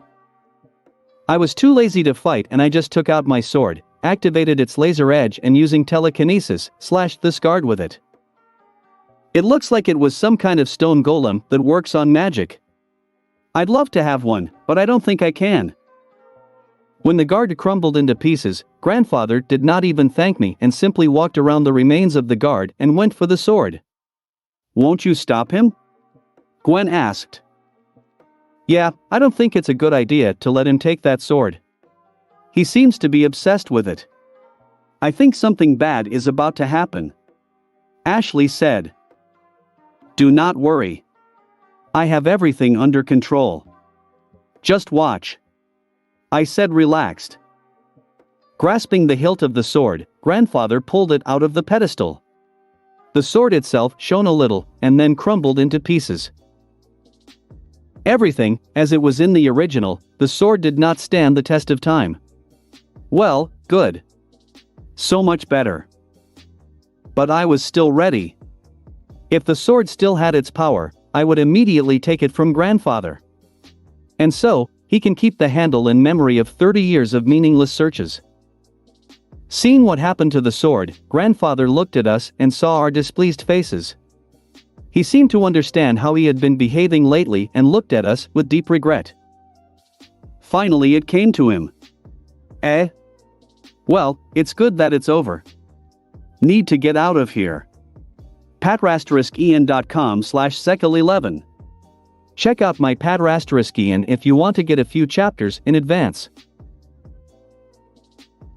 Chapters 69, 68. Charmcaster. Third POV. Hex Castle. Bedroom of the Charmcaster. In a large room, on a four-poster bed, lay a beautiful girl of 16 years. She had long hair, a very unusual color even for this world. She was a platinum blonde. Her eyes were pink, and the girl herself was short, only 165 centimeters. She had a very beautiful and sexy figure. Chest of the third size, thin waist, and gorgeous ass. It was the Charmcaster. She is a magician. Apprentice and niece of the famous sorcerer Hex. Her real name is Hope, but she gave it up. Also, she is the daughter of the former ruler of Ledger Domain. Her father was the one who ruled over this magical dimension before being killed by the dark sorcerer Adwaita, who took over Ledger Domain and now rules the place. The charmcaster herself was born and raised in this beautiful dimension, but after the death of her father, she was forced to flee her home. Since then, she has been raised by Hex. And of course, he did it for a reason. Hope was a truly talented sorceress. Hex raised and trained her in order to take her powers in the future and become even more powerful. Of course, Hope didn't know about it. Although, she guesses that Hex is up to something nefarious. But, it was important for her to take revenge on Adwaita and return Ledger Domain. And this requires strength. And since Hex teaches her, she is grateful to him and does not notice his nefarious plans. Although, she does not mind spoiling him, because she does not have any warm feelings for him at all. Hex, on the other hand, uses Hope's thirst for revenge for his plans and raises her in his own image and likeness. Because of this, Hope grew up to be a power-hungry person. But she remembers her father's teachings very well and still tries to be a good person. She hasn't done anything really bad in her life, but if someone doesn't protect her from Hex, she'll change forever and no longer be the good girl she is at heart. Now, the charmcaster was asleep and had a very strange dream. She dreamed of her uncle Hex's plan. According to his plan, she must get Hex out of the prison, which he got into by some unknown means, and together with him find the keystone.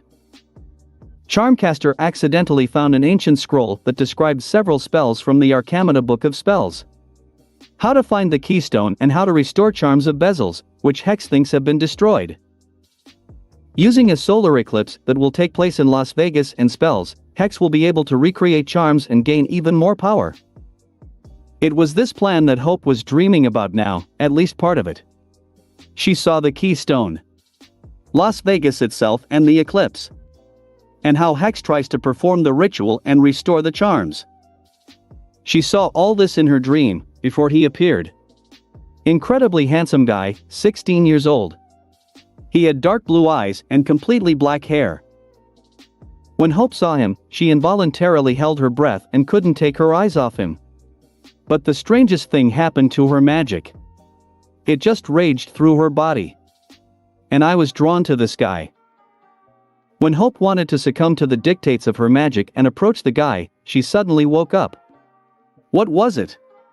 Hope asked herself when she woke up. Holding her head, she remembered the face of a guy she didn't know.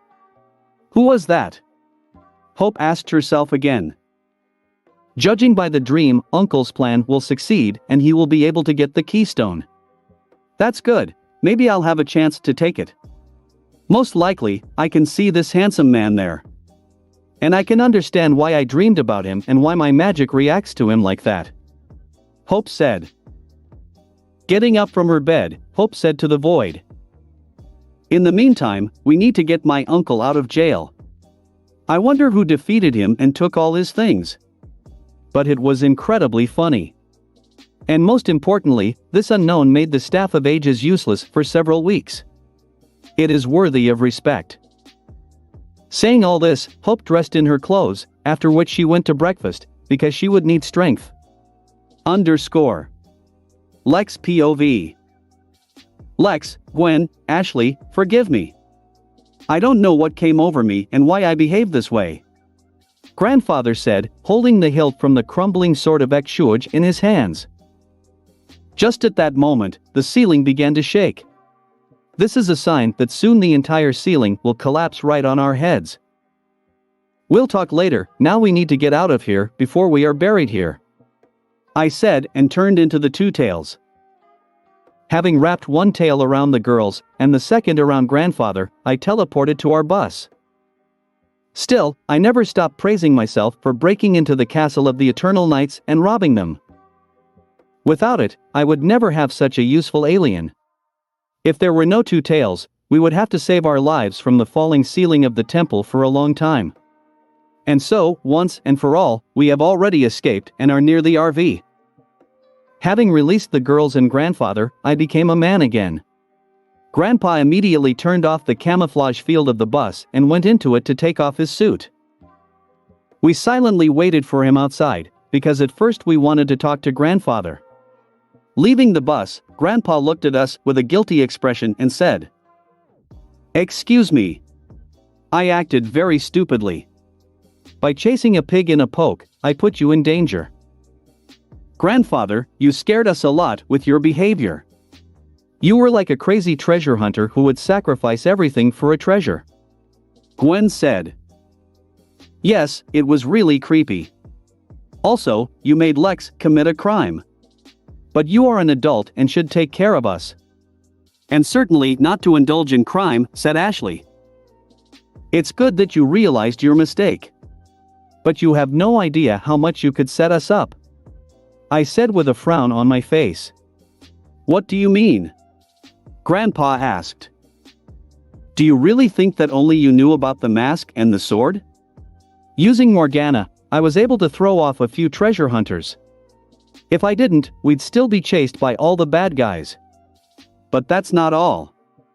You didn't notice it, but we literally missed the Forever Knights.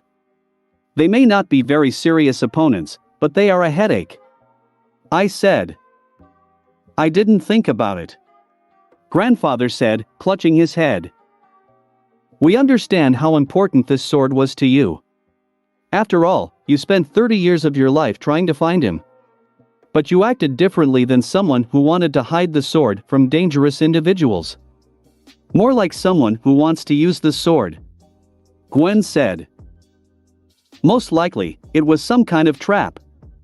After all, the sword just crumbled in your hands. Or was it a curse? It is unknown, and now it does not matter. But I honestly thought you were better than that. You are indeed a smart and strong person. But apparently, everyone can be lured into a trap. So just be careful and don't forget what's really important to you," I said. "Yes, Lex, you're right. Because of this sword, I forgot what is most important to me in this life. And it's not a sword, and it's not a bus. And you. Forgive me again. This won't happen again," said Grandfather and threw the hilt of the sword to the side. Hearing his words, we, with Ashley and Gwen, smiled. "It's all right, Grandpa," Gwen said. "We forgive you." Ashley continued. From our words, Grandpa just blossomed and rushed to hug us. It was a strong hug. Even too much. "Thank you. You are the best grandchildren in the world. In honor of this, ask what you want. I will fulfill everything," Grandpa said with a bright smile when he finally let us go. "Maybe we'll go to the beach. To the ocean," I said. "I would like." Agreed, obviously encouraged by the idea, Gwen. "That would be just great," Ashley said with a bright smile. "It's too far to go," Grandfather said sadly, shaking his head. "I can take us to the ocean. That will be even better. We'd better stay away from this place and the eternal nights looking for the sword," I said. "What about the bus?" Grandpa asked, glancing at his precious RV. "I have one idea. I can carry that too," I said with a smile. "Really?" "Yes. So let's not waste time. Get on the bus and wait. We'll be at the beach soon," I said. Everyone listened to me and got on the bus. I picked up the Sword of Exhuge hilt and put it in my inventory. I want to check it out. Maybe I'll find out something interesting. After that, I activated my map and started looking for the perfect place to stay. Since we are currently in Mexico, I decided that Cancun would be a chic place for our vacation. Cancun is a resort with a beautiful beach in the south of Mexico. This is what we need now. It's a bit far, of course, but I can always take us back to the border. And this is a good chance to test the new alien. Finding the perfect place to teleport, I activated the teleport using the Tattoo of Infinity. It was a simple alley. Our bus can fit here and we won't arouse any suspicion. Back on the bus, I turned into Echo Echo, which is absolutely no different from the original alien, except for a different eye color, and created 3 clones. Following my instructions, they first became human, after which, we all together became the Two Tails. As with Ditto, I have full control of the clones and have not noticed any deviations. The clones and I stood on different corners of the bus, after which, we lifted it off the ground and on the count of 3, we all teleported together to the Cancun lane. And everything worked. Everything is fine with the bus and there are no deviations. I tried to dispel the clones, as I usually do with Ditto, and everything worked out. And I noticed one surprise. I got the memories of all the clones. Unlike Ditto, who has a hive mind, and because of this we feel each other's pain, Echo Echo is very similar to the shadow clone from Naruto. In Echo Echo, clones can safely act separately and can be destroyed, and then the memory returns. In general, exactly the same, a shadow clone. Only Echo Echo is small, weak, and can attack with sound. Although he can still lift a couple of tons of weight. Being human again, I got on the bus and said, "We are in Cancun. You can go to the beach." Grandfather listened to me, started the bus, and we went to the beach. The girls were incredibly happy. patrasteriskien.com/sekal11. Check out my Patrasteriskien if you want to get a few chapters in advance.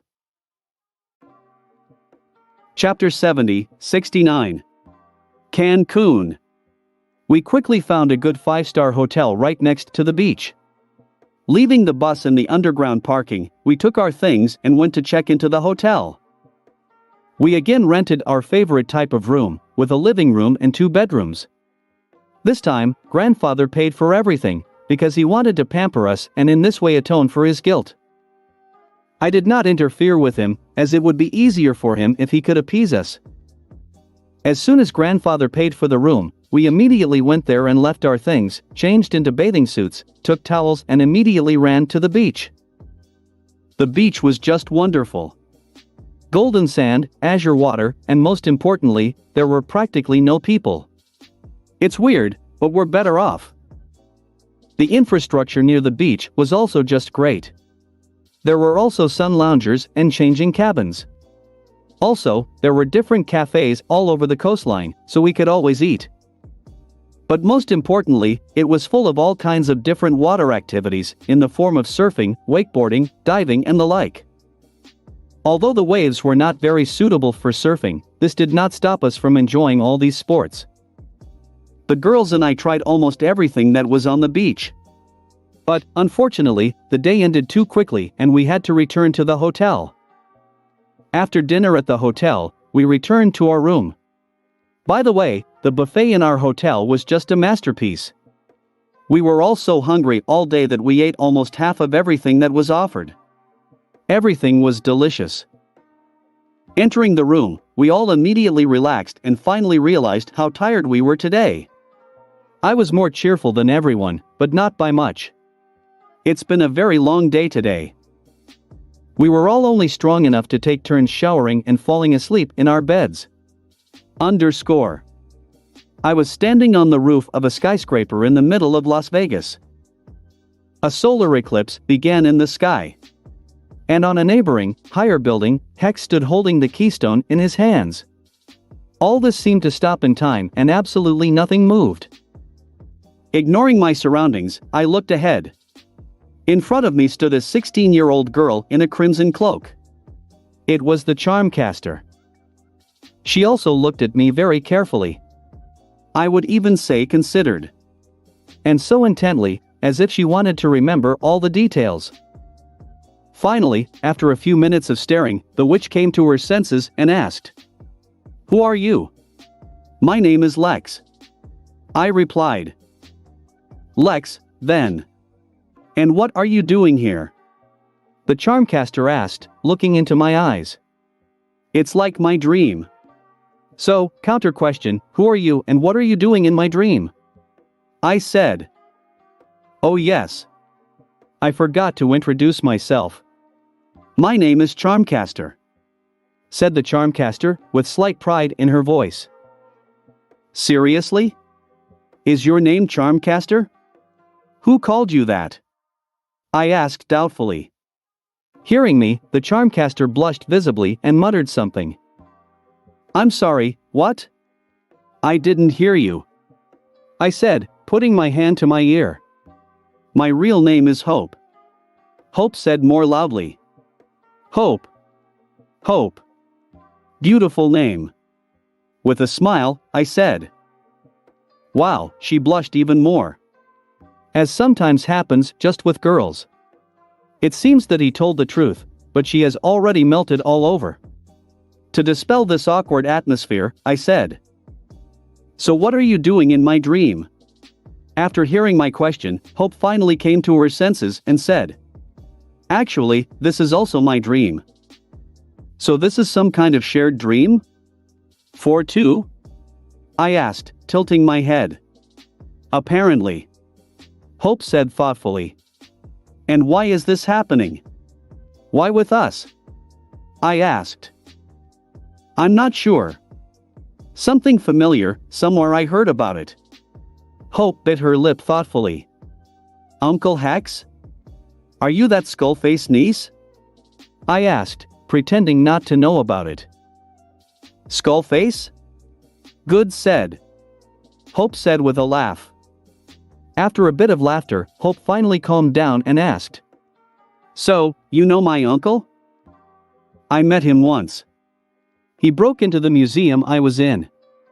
I said casually. To the museum? So you beat him up and took all his stuff? Hope asked in shock. He ruined my excursion. I said unhappily. Oh, I have to thank you for that. It was incredibly funny.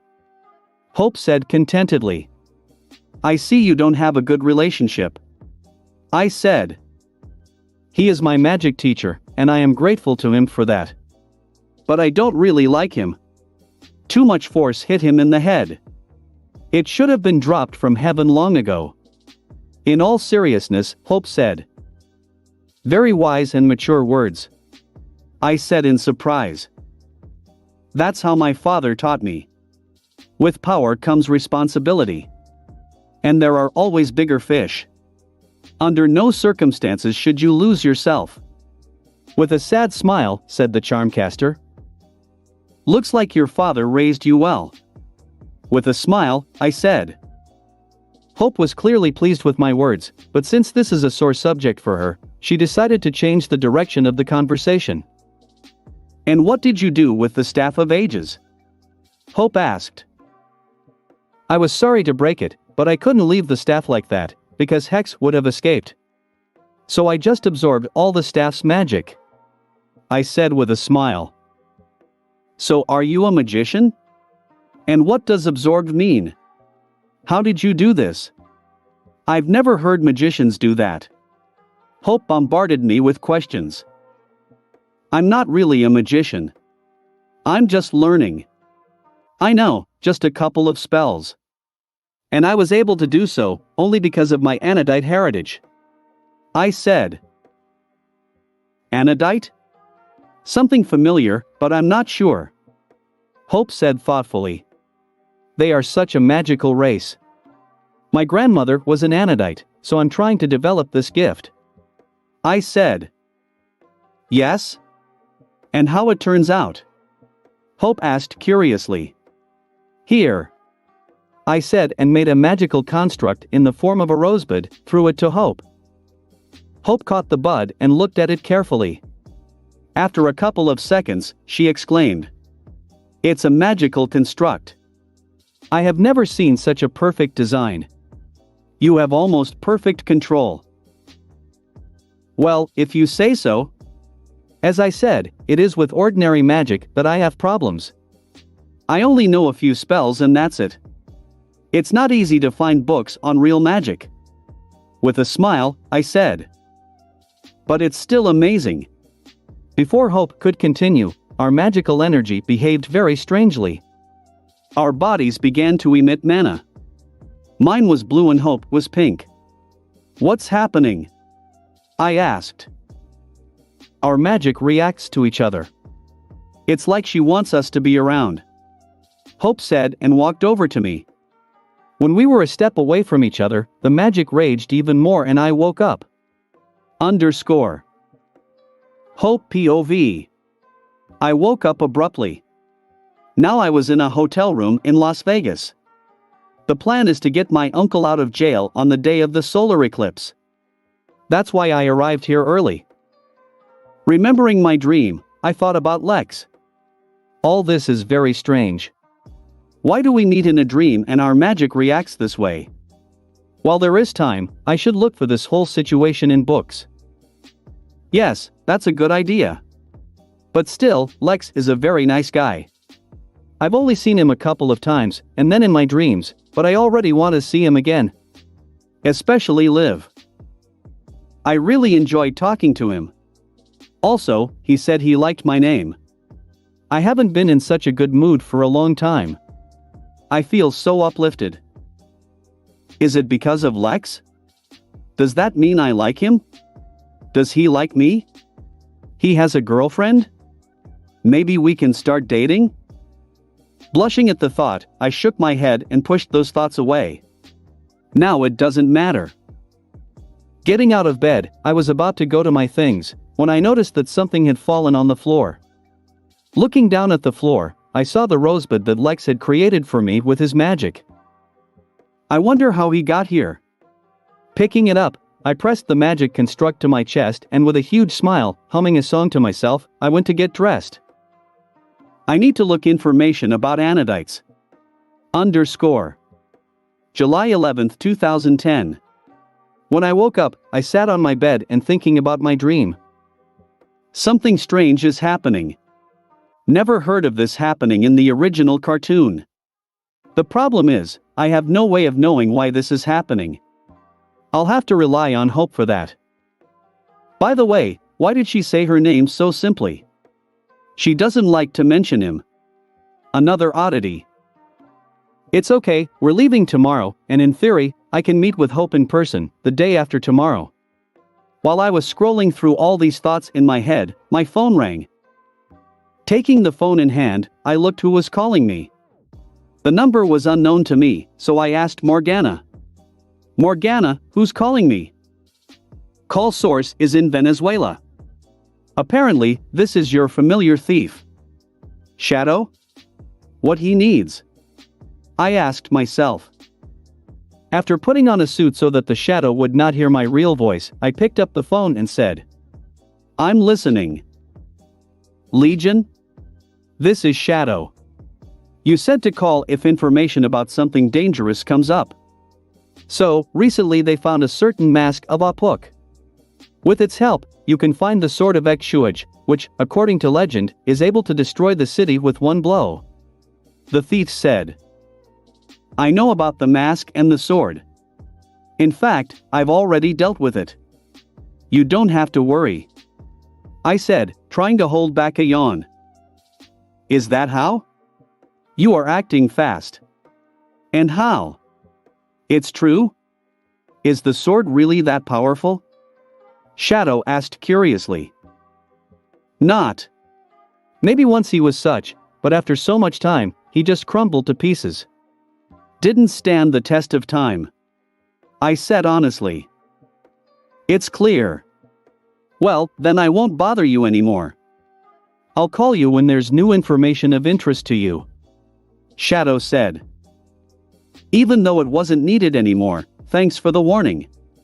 If you need help, call too. Good luck in Venezuela. I said, and before Lee could say anything, I had already hung up. It was already almost 4 in the morning. I didn't get much sleep, but I can already get up and go about my business, then I'll sleep on the bus. patrasteriskian.com/sekal11. Check out my Patrasteriskian if you want to get a few chapters in advance. Chapter 71-70. Dagger of Ekshuaj. Getting out of bed, I put on clean clothes and teleported to New York. I bought coffee and cake again, after which I went to the moon. I enjoyed having breakfast on the moon so much that I decided to make it a tradition. At least when there is time, I will always have breakfast on the satellite. Half an hour later, when the food was over, I decided to conduct one experiment. I had an idea for a long time how to slightly increase the amount of mana in my body. My plan is to first fill my body's reserve to 100%, then use the mana from the Infinity Tattoo's storage to add mana beyond the reserve. This is supposed to increase my body's natural mana reserve. I hope so. Having replenished the reserve to the full, I began to add mana to the body a little bit. When it reached 101%, I still didn't feel anything. At 102%, it felt like my body was slightly puffed up. True, there were no physical changes. But it did not cause any discomfort and could be tolerated. At 103%, this feeling increased, but there were no other changes. At 104%, an unpleasant itch appeared all over the body. The feeling was disgusting, but tolerable. And finally, at 105%, this itch became absolutely unbearable. I could hardly bear not to scratch. Although it is not clear what to scratch. I decided not to add more mana. That's enough for the first try. Moreover, I can only make things worse out of ignorance. For the next hour and a half, I sat cross-legged in the lotus position and raced mana all over my body to get used to the increased amount of magic in my body. For the first half an hour I had to endure this disgusting itch, but then it began to pass and I felt better. After another half an hour, all the side effects disappeared and it seems that I began to adapt. And finally, I was able to do it. I increased the amount of mana in my body by as much as 5%. Now the former 105% has become just 100%. It's great. And most importantly, neither the density, nor the concentration, nor the control of mana decreased at all. Perhaps the density has become even more, but I'm not sure. But I will not do this very often, after all, this is a very unpleasant feeling. I need to give my body time to get used to it. The biggest disadvantage of this method is that I will not be able to fill my mana storage for the next 24 hours, because I can lose everything that I have achieved in these 2 hours. In addition, magic should not be used for the next 5 hours either. This is the problem. Perhaps it only works because of my special body, which is able to adapt to all unusual conditions. But even this body needs time, so I will use this method only once a week. Perhaps in the future, I will be able to increase the amount of mana not by 5%, but by more. But this is over time. Having finished with the experiment, I teleported to my cave. I wanted to check what was left of the sword of Ek-Shuj. Arriving at the laboratory, I took out the handle of the sword and carefully examined it. The handle itself is stylized as some kind of snake or possibly a lizard. In appearance, the handle is made of what kind of wood, but it feels like it is clearly metal, of unknown origin. Instead of eyes, let's say, after all, snake, there are 2 gems similar to rubies, but it is unlikely that they are. Also, there is a pattern of gold color all over the handle. The snake's mouth is also painted gold. This is all that can be seen from the outside, so I tried to use X-ray vision to see what was inside, but suddenly broke off. I can't see through the material the handle is made of. This happens to me for the first time. This sword is most likely of technological production, so I turned into an upgrade and tried to soak into the hilt. And broke down again. As I thought, this sword is a mixture of magic and technology, just like my spatial storage. The upgrade is not able to soak into such magic technologies. I already tried, but it didn't work. It's beyond his ability. Therefore, I was never able to reproduce the same inventory as mine. Maybe in technology one understand well, but in magic I am, so far, a complete zero. Well, we are all not perfect. Since it's really related to magic, I can do my favorite trick and pump up this hilt with my mana. Maybe something will come out of this. Unfortunately, I shouldn't use my magical energy at the moment, but I can always use the reserve from storage. Taking the hilt of the sword in my hand, I began to feed my mana from the storage into it. So, I will not lose my progress, but I will be able to learn something about this sword. Half an hour later, when the hilt had soaked up about a quarter of what was in storage, it finally began to respond. First, all the gold patterns changed color to blue like my magic. After that, a blue-colored energy blade began to appear from the handle. The blade itself was only 40 centimeters, so it was more of a dagger than a sword. I was right. The energy source of the dagger is magic, and apparently all the time that it was kept in the Mayan temple, it worked on the previously accumulated power. I can't imagine how much energy there was in the dagger before, if for so many millennia it could maintain its shape until it crumbled in grandfather's hands. I decided to test my new dagger, but since it is said that a single blow of it can destroy an entire city, I decided not to risk my base and teleported to Mars. Finding a good target, I tightened my grip on the dagger and swung it. The dagger shone blue, after which, a meter-long blue slash escaped from the blade. Slash flew several meters, then crashed into a rock and completely destroyed it. Pretty powerful, but not like in the legends. Maybe it's just not enough energy. Well, I'll find out about it in the future. By the way, as soon as I released the slash, some information about this dagger came to my mind. However, I love all things magical. Always all the information comes immediately to the head. In general, this dagger is able to cut through everything magical. The sword that I created before is not capable of cutting through my magic constructs, only destroying it with bare force, and this despite the laser edge. And this dagger can cut everything, absolutely everything, magical. At least what works on mana. In addition, he himself is very sharp and can easily cut through many things. The same big tick this dagger would cut without problems. And that's not counting the power of the slash. The slash itself can cut through an entire building. True, this is in the future, when the dagger gets used to me and absorbs more mana. And the best thing is, from now on, this dagger belongs only to me. Only I can use it, and only in my hands will it work. Even if it was stolen, it will be able to return to me. It's not really clear how. In fact, this dagger is very dangerous in my hands. After all, I studied knife fighting and I know how to use just such a dagger. And if I use aliens who have a physique close to me, like the Osmosian, for example, then the dagger will become even more dangerous. For example, the same Fast Track. He is strong, agile, flexible, and most importantly very fast. With a combination of Fast Track and a dagger, I can become incredibly deadly. This is what I decided to check.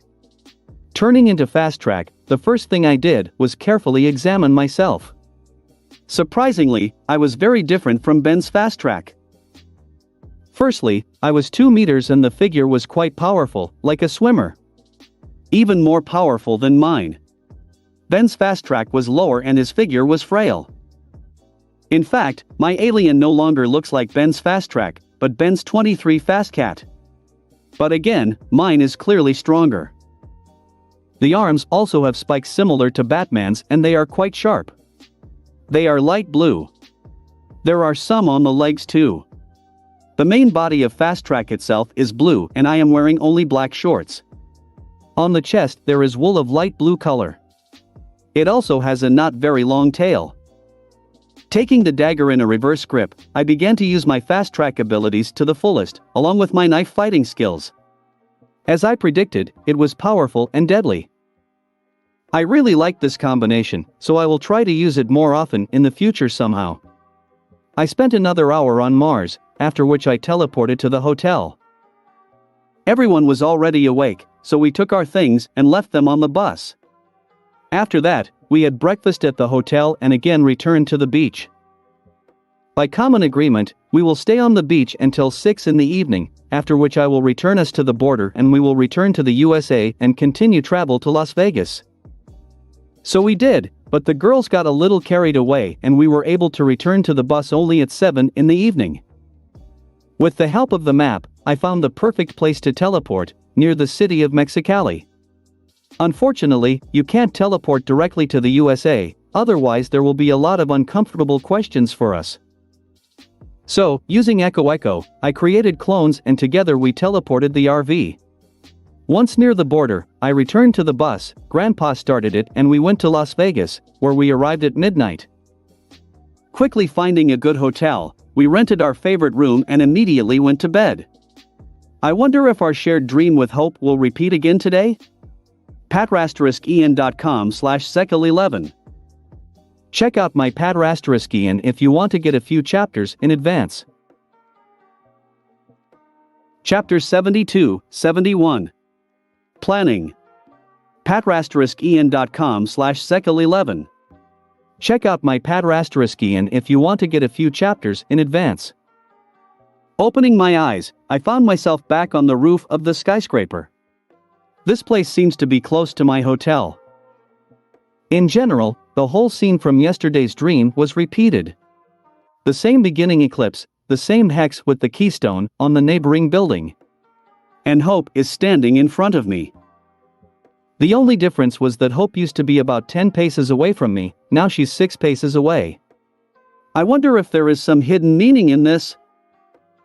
Seeing me, Hope just exploded with embarrassment and her whole face turned bright red. It feels like a little more and steam will go out of her head. Hope? I asked, looking at her with a questioning expression on my face. Ah, Hope squeaked, while looking into my eyes for a few seconds, after which she turned away even more embarrassed. Are you okay? I asked again. Apparently, Hope finally realized how strange her behavior seemed, as she clenched her fists, after which she panted heavily and seemed to come to her senses. Finally, when she managed to control herself, she said, Yes. I'm fine, Lex. Do not worry. I decided not to pay attention to her behavior for the time being, so I first asked the question that worried me. So, did you find out why you and I share a dream? Upon hearing my question, Hope returned to her embarrassed state and blushed again. I have to give her credit, she recovered quite quickly this time. Yes. I found out. Hope said softly. And? I raised an eyebrow in anticipation of an answer. I can't tell you about it now. Only when we meet in reality. The only thing I can tell you is that all these dreams are preparations for our meeting. Hope said, calming down again. And the reason why you're acting so strange right now is because of what's going to happen when we meet? I asked, considering her words and behavior. Looks like I got to the point. Hope again went into the astral from embarrassment and seems to be even going to faint. To save the situation and somehow come to the point, I continued the conversation. So let's meet right now. I'm already in Las Vegas, in that hotel over there. I said, pointing at the hotel building. I can't now. I am in the desert and, on my uncle's orders, I must help him escape from prison in a few hours. Hope said. Wow, she smells so sad and unwilling. Strange combination. So, you want to help Hex? I asked, frowning slightly. No. In fact, I don't want it at all. In my opinion, it would be better if he rotted there. But I don't have a choice. Hope said, waving her arms vigorously.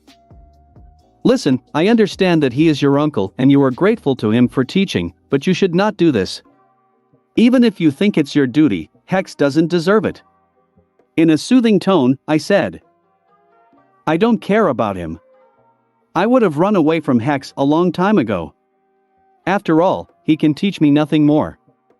At least he stopped teaching me a year ago. He doesn't reveal his secrets to me. But I can't leave. Hope said, with anger in her voice. Why? I asked, tilting my head to the side. Nothing like that, I don't remember from the cartoon. When I was 12, in order to keep me under some kind of control, my uncle performed a ritual and tied my magic to one locket. Using this locket, he can always find me or, worst of all, take away my magic. Maybe not forever, but for years to come. For me, it's worse than death. Hope said, clutching the sleeves of her robe angrily. It certainly wasn't in the original. But it's perfectly acceptable. For example, after the story with the keystone, when Hex lost most of his powers, Hope could return this locket. Sounds logical. Once again, I am convinced that the cartoon is one thing, and the reality is completely different. Much could not be described or softened for children. Like now. And of course, this locket is in Hex's hands now. I said as I thought about the whole situation. Yes. Also, he has something that I need. The key to the safe. Of course, this safe is magical and this key is needed to open it. It won't work otherwise. Shaking her head, the charmcaster said. And what do you want in this safe? I asked. There are things that belong to my parents. This is all that's left of them, and my uncle has locked them in a safe and won't let me even see them. With a snarl, Hope said. So, using the locket and your parents' things, Hex controls you and keeps you with him so that in the right situations, you help him. I concluded. Right. Hope nodded her head several times. And what does he want from you this time, besides the obvious help in escaping? I asked. Do you know what a keystone is? Hope asked. Apparently she decided that first she should find out the level of my awareness. The keystone was created by Bezel. The stone itself is able to increase the user's natural characteristics 10 times. And in conjunction with Bezel's charms, dozens of times. Also, using the keystone, you can recreate the charms themselves if they were destroyed. In this case, you need a solar eclipse and the highest point of the area. In general, what is happening around us? I said, swiping my hand to show the picture that was frozen right next to us. When she heard me, Hope opened her eyes wide and even slightly parted her mouth. Apparently, I did not expect that I knew so much. After a few seconds, Hope came to her senses and said in amazement. Amazing level of awareness. I thought you said you were new to magic. This information is not easy to find. The Arcamata Book of Spells is now in my possession. With a sly smirk, I said. So you took her? Will you let me read it? Hope asked with delight in her voice. Maybe later. Now, let's get back to our business. I said, trying to get the girl back on topic. What? Oh yes, you're right. So, as you probably understood, Hex wants me to help him escape from prison, after which, with the help of spells written out from the Arcamata book, which I accidentally found from one junk dealer, first find the keystone, and only then with his help and ritual to restore Bezel's charms you destroyed. Using them, Hex gains even more power. Hope said solemnly.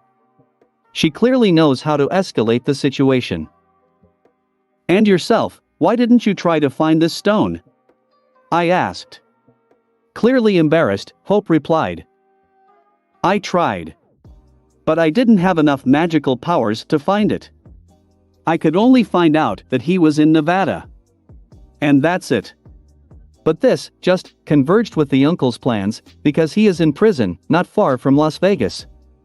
I arrived here a few days ago to prepare and help him escape. And now, in a few hours, the escape should take place. Hope said. It's clear. And what's your plan? I asked after a couple of seconds, carefully considering her words. In terms of?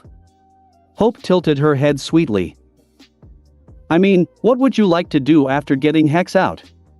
I understand that you certainly do not want the person who actually keeps you on a leash to receive powerful powers. Looking into Hope's eyes, I said. Hope gave me a bright smile and then said. You understood me well. You're right. In general, I would have gladly gone far away from him as soon as I pulled him out, but most likely, Hex would not let me leave and drag me with him. According to the plan, I wanted to prevent the ritual from ending. This would hurt Hex very much and he would catch a backlash. This often happens in magic. If it didn't work, I would try to steal the amulets and fight my uncle. But how do you understand too many if? But, I drawled. But you showed up, Lex. I know that you are strong. Most likely very much, since he defeated his uncle almost instantly. And I'm asking for your help.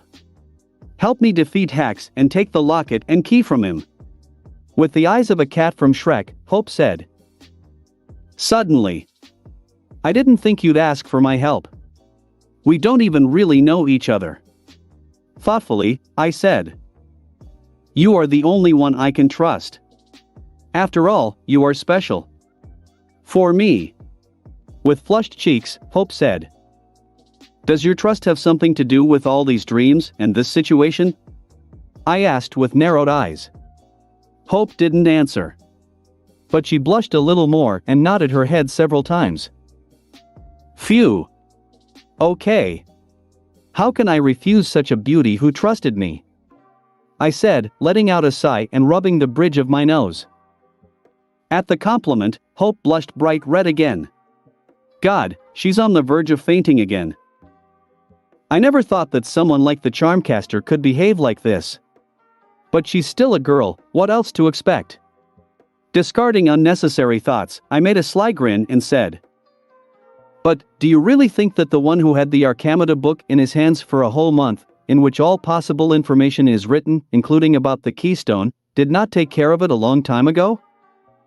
When she heard me, Hope quickly raised her head down in embarrassment and looked into my eyes and asked. So have you taken the keystone yet? What about a detection spell? The stone has been hidden in another space for a long time. In the same place is a fake. And your spell found only a residual trace. With a smart look, I said. Actually, of course, I haven't taken the keystone yet. I plan to do this when I wake up. But Hope doesn't need to know that. It's not that I don't trust her or think she's cheating on me. Although we only talked twice, I already managed to understand and get to know her enough. In addition, telepathy in this dream, oddly enough, works great. I didn't read her mind completely. Only superficial and checked whether she was lying to me or not.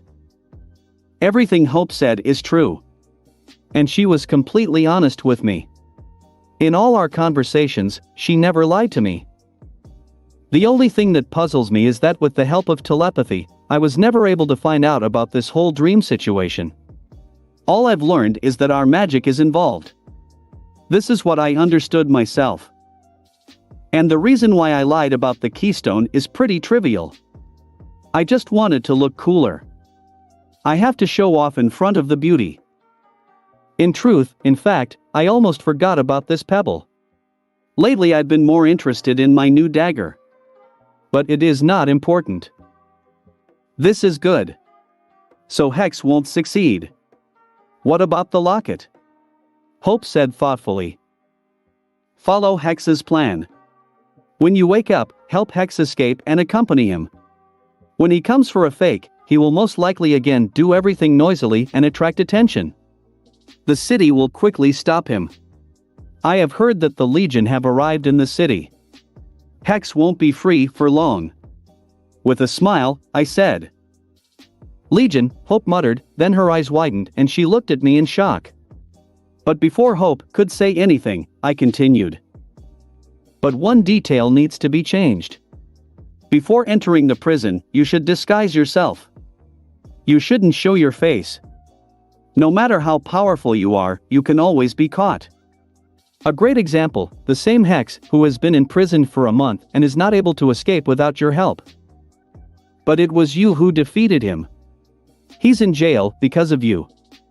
Hope said, pointing her finger at me. This is true. But you still don't need the government to know about you. Just extra problems. I said. You're right. Okay, I'll disguise myself. Is there anything else? Hope asked. Not. Just try to keep Hex from causing unnecessary destruction and self-mutilation, please. We don't need this. Thoughtfully, I added. Okay, I'll try, but I can't promise anything. Hope said with a smile. When I heard her, I could only roll my eyes. She pretends to be a bad girl, but she herself behaves like a modest girl. Women. I wanted to ask, did you really destroy Bezel's charms? Hex is sure it is, but is it true?